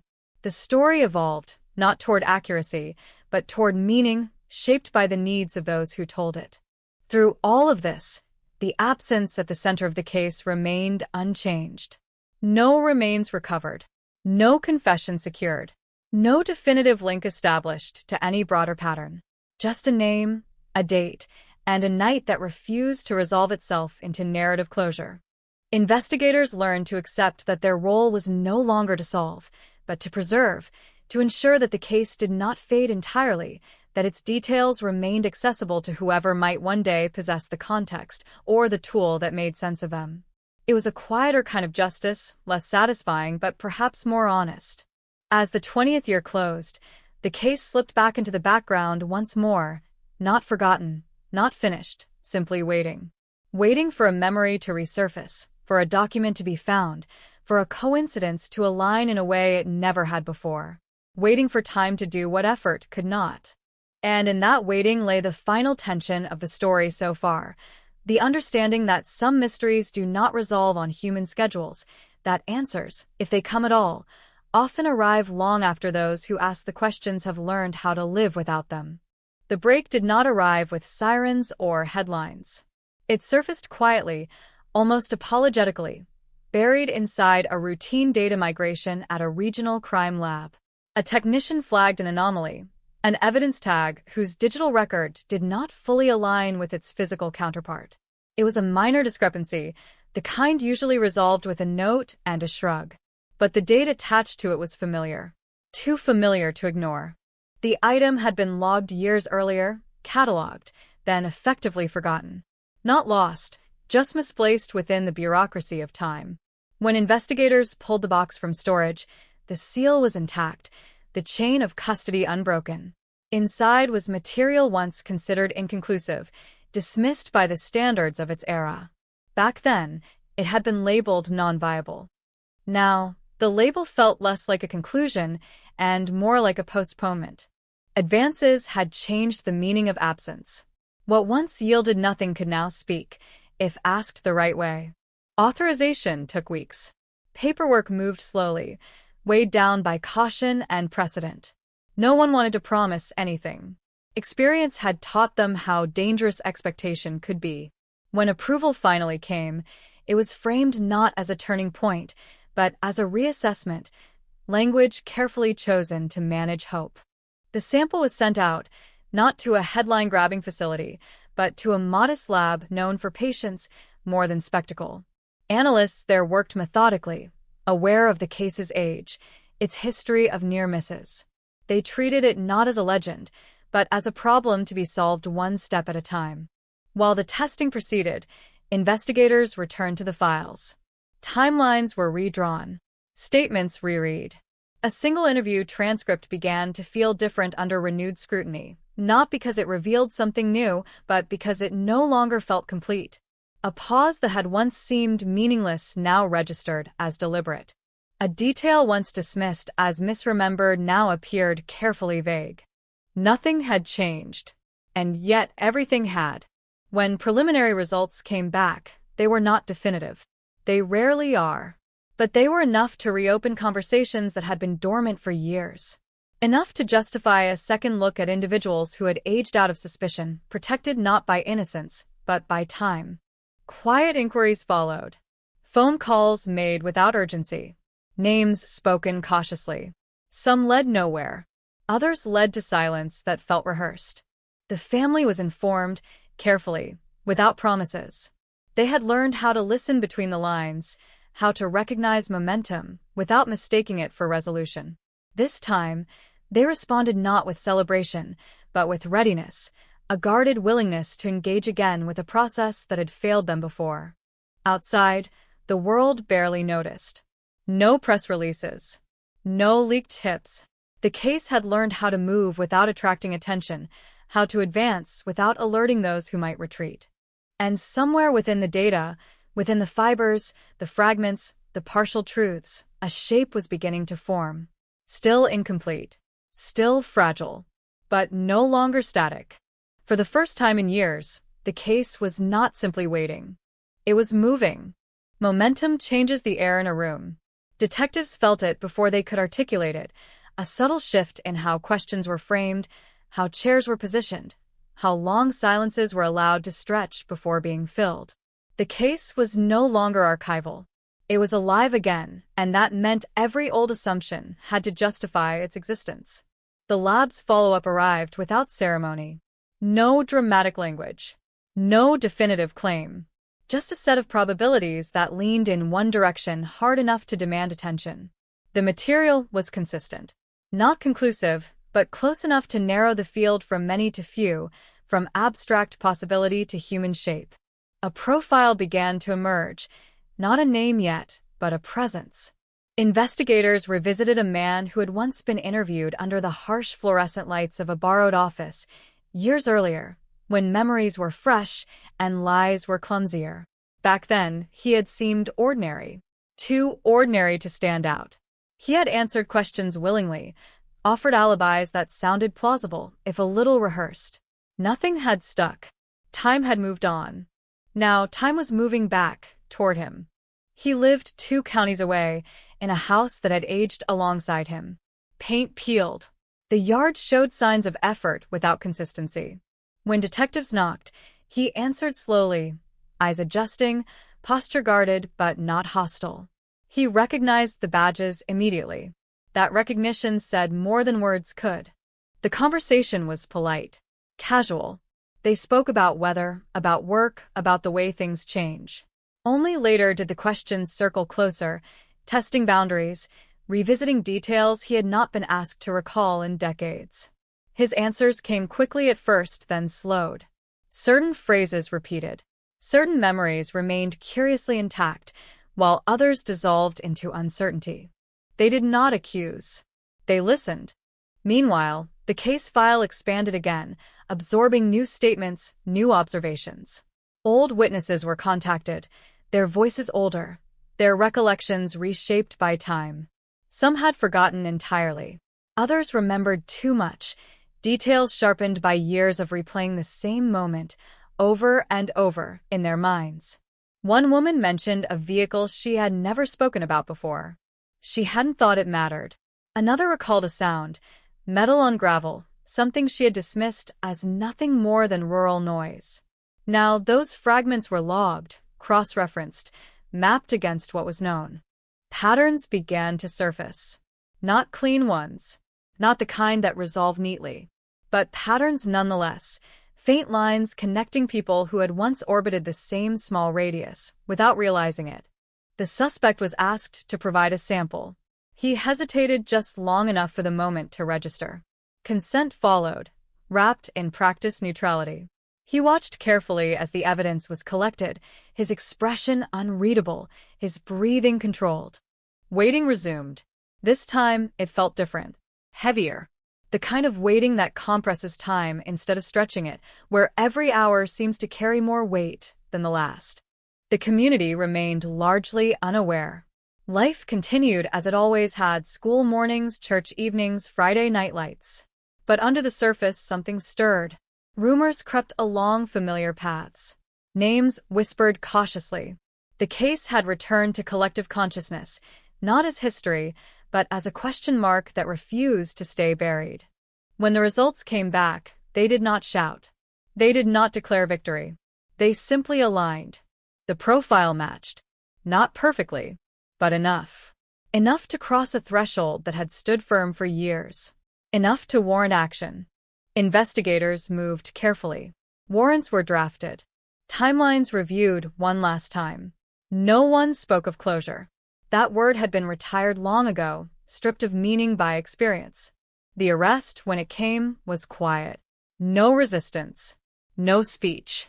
Just the click of cuffs and the slow realization that something long postponed had finally arrived. The man said nothing as he was led away. His face betrayed no panic, no relief. Only fatigue. News traveled fast once it broke. Headlines followed, sharp and breathless. The town reacted in waves, shock first, then disbelief, then a cautious, fragile hope. For some, it felt like vindication. For others, a reopening of wounds they had learned to live with. The family watched from a distance, absorbing the information without celebration. They had learned not to trust endings. They understood that an arrest was not an answer, only a doorway into another long corridor of uncertainty. As the case moved toward court, details emerged slowly, deliberately. Prosecutors spoke in careful terms. Defense attorneys questioned the weight of time, the reliability of memory, the danger of revisiting the past with modern tools and ancient assumptions. The truth, whatever shape it ultimately took, remained elusive. But the silence that had defined the case for so long was gone. In its place stood something louder, more complicated, a confrontation between past and present, between what was known and what could finally be said out loud. And as the town listened, as the system turned its gears, one thing became clear. Even after all these years, the case was not finished telling its story. Courtrooms have their own temperature, a controlled stillness where every sound seems amplified, where the scrape of a chair or the clearing of a throat carries more weight than it should. When the case finally entered that space, it brought decades with it. Boxes of evidence, stacks of transcripts, years of silence compressed into orderly rows. The defendant sat quietly, posture composed, eyes forward. Time had altered him in ways no one could deny. Gray hair, lined skin, a body that no longer matched the figure described in early reports. But the name on the docket was the same one investigators had circled, erased, and circled again over the years. Seeing it there felt unreal, like a clerical error too significant to be ignored. The prosecution began carefully. No theatrics. No sweeping statements. They knew the burden they carried. This was not just a trial, it was a referendum on memory, on science, on whether the past could be held accountable by the standards of the present. Each word was chosen with restraint, each claim anchored to documentation, to procedure, to method. They walked the jury back in time. Photographs appeared on screens, grainy and muted, capturing moments frozen before anyone knew what they were losing. The victim's name was spoken often, deliberately, as if repetition could restore presence. Testimony followed, some delivered live, others read aloud from transcripts too old to stand on their own. Witnesses described a town that no longer existed in quite the same way. Businesses long closed, roads since widened, a rhythm of life that felt distant now. As they spoke, the room listened not just to facts, but to atmosphere, to the way fear had crept in quietly, reshaping routines, locking doors that had once been left open. The defense responded with equal care. They questioned the integrity of delay. They spoke of faded memories, of suggestion, of how narratives evolve when revisited too often. They challenged the science, not its existence, but its application. Probability, they reminded the jury, was not certainty. Expert witnesses took the stand, explaining processes that did not exist when the case began. Charts replaced intuition. Statistics replaced instinct. For some jurors, it clarified. For others, it complicated. The truth did not arrive cleanly. It arrived layered. Outside the courtroom, the town watched. Conversations shifted. Old debates resurfaced. People re-examined their own recollections, wondering what they had seen, what they had missed, what they had chosen to forget. The case became communal again, a shared reckoning rather than a private tragedy. The family attended quietly, their presence steady, restrained. They had waited too long to expect anything else. Each day brought testimony that reopened wounds they had learned to manage, not heal. They listened anyway. They always had. As days turned into weeks, fatigue set in. The trial demanded endurance from jurors, from attorneys, from everyone tethered to its outcome. Momentum slowed. Doubt crept in. That was its nature. Closing arguments approached without fanfare. No one spoke of justice as an abstract ideal. They spoke of evidence, of responsibility, of whether the weight of what had been presented was enough to tip the scale that had remained stubbornly balanced for so long. When the jury retired to deliberate, the courtroom emptied slowly. The silence that followed felt familiar, almost comforting in its bleakness. Waiting had become second nature. Hours passed, then days. Speculation filled the gaps. Reporters hovered. Experts weighed in. The town held its breath, unsure what it wanted more, resolution or release. When the verdict finally came, it did not answer every question. It rarely does. It resolved one narrative while leaving others untouched, hanging in the air like unfinished sentences. Some felt relief. Others felt disappointment. Many felt both at once. The gavel fell. The room shifted. The case, at last, had crossed a threshold it had been denied for years. But as people filed out, as the headlines were written and rewritten, one truth remained unmistakable. The story did not end there. It simply changed form. Because a cold case is never just about what happened. It is about what lingers. After the verdict, the town exhaled in fragments. Not all at once. Not together. Relief and unrest do not share the same rhythm. Some people spoke louder than usual, filling the quiet with opinions sharpened by months of anticipation. Others withdrew, unsettled by the feeling that something immense had ended without truly settling. The sentence was delivered with the same restraint that had defined the trial. Years quantified. Language precise. No attempt to frame it as redemption or closure. The judge spoke of law, of responsibility, of the limits of what a courtroom could offer. The defendant listened without reaction, hands folded, eyes fixed on a point just beyond the bench, as if already rehearsing a life reduced to routine and walls. Outside, cameras waited. Statements were requested. Sound bites harvested. The case was packaged into timelines and summaries, compressed for consumption. A story that had taken decades to unfold was now expected to fit into minutes of airtime. Some details were lost in that translation. Others were exaggerated. The truth, as always, occupied the uncomfortable space between. The family declined interviews at first. They needed distance from language that tried too hard to define what they were feeling. When they did speak, it was measured. They talked about endurance, not victory. About memory, not peace.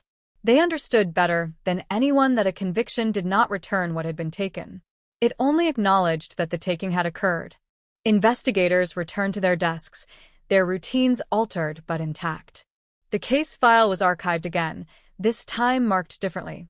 Solved, some systems would say. Closed. But those words felt insufficient. They suggested finality where none truly existed. For the people who had lived with the question for so long, the answer felt partial, conditional. In the weeks that followed, smaller truths surfaced. Not enough to change the outcome, but enough to complicate it. A witness admitted to withholding a detail out of fear. A former officer acknowledged a decision made too quickly, a path not taken. These revelations arrived too late to matter legally, but they mattered in every other way. The town absorbed them quietly. Years passed. Headlines faded. New stories replaced old ones. But the case lingered, referenced whenever conversations drifted toward trust, toward justice, toward the cost of waiting. It became a marker in local history, a before and after moment that shaped how people understood safety and silence. The place where it began changed too. Buildings renovated. Roads repaved. The landscape softened the edges of memory, but could not erase them. People still pointed, still paused, still lowered their voices when passing certain corners, certain fields. Habit is a powerful archivist. The family found ways to move forward, not away. They honored anniversaries privately. They kept belongings that carried weight. They learned how to speak the name without breaking, how to remember without being consumed. Grief did not end. It evolved. Sometimes, late at night, the questions returned. Not the big ones. The small ones. The moments that could never be reconstructed. The seconds lost to darkness. Those questions had no courtroom, no verdict. They lived on, unanswered, immune to resolution. And that was the final truth the case left behind. That even when a cold case is reopened, even when it moves, even when it speaks after years of silence, it does not tell you everything. It tells you enough to change you. Enough to remind you that time does not bury the past. It only waits with it.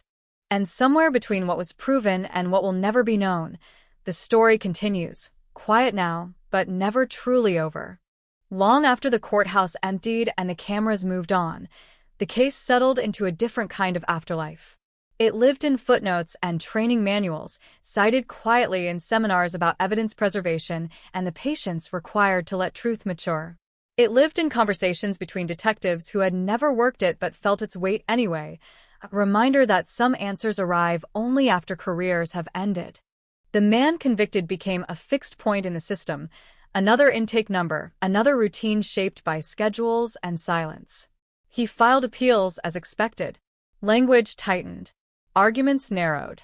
The law continued its slow, procedural march, indifferent to the emotional charge the case still carried outside its walls. Each motion was reviewed. Each was answered. The outcome remained unchanged, though the process ensured that nothing was ever entirely final. For the town, memories softened but did not dissolve. New families moved in, unaware at first of what had happened years before. They learned gradually, through offhand remarks, through pauses that came too quickly when certain dates were mentioned. The story was passed down not as a warning but as context, a piece of local gravity that shaped how people understood where they lived. The place itself remained ordinary. That was the unsettling part. Sunrises still came on schedule. Lawns were mowed. Children rode bikes along the same streets once scoured by search teams and marked by tape. Life insisted on continuity, even where interruption had once been absolute. Investigators occasionally revisited the file, not out of necessity, but habit. They checked for anything missed, anything unresolved. Cold cases teach that nothing is ever truly exhausted, only paused. In this one, the questions had quieted, but they had not vanished. They waited, patient as ever. The family marked time differently now. Not by years since disappearance, but by years since acknowledgement. It was a subtle shift, but it mattered. They spoke of the loved one with less caution, allowing memories to surface without the constant undertow of uncertainty. Laughter returned, tentative at first, then more freely. It felt earned.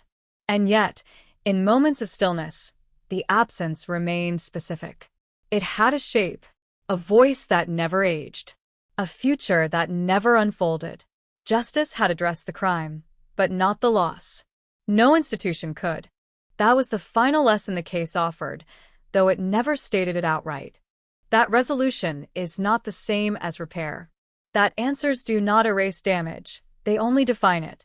And that some stories conclude not with certainty, but with acceptance, a recognition that what was taken cannot be restored, only remembered with clarity instead of doubt. The file was closed again, this time with intention. The ink dried. The shelf reclaimed its space. The case became history, not rumor. But in the quiet hours, when the town slept and the past felt closer than it should, the story still breathed. Not loudly, not urgently, just enough to be felt. Because a cold case, once awakened, never truly goes back to sleep. It stays with you. Always.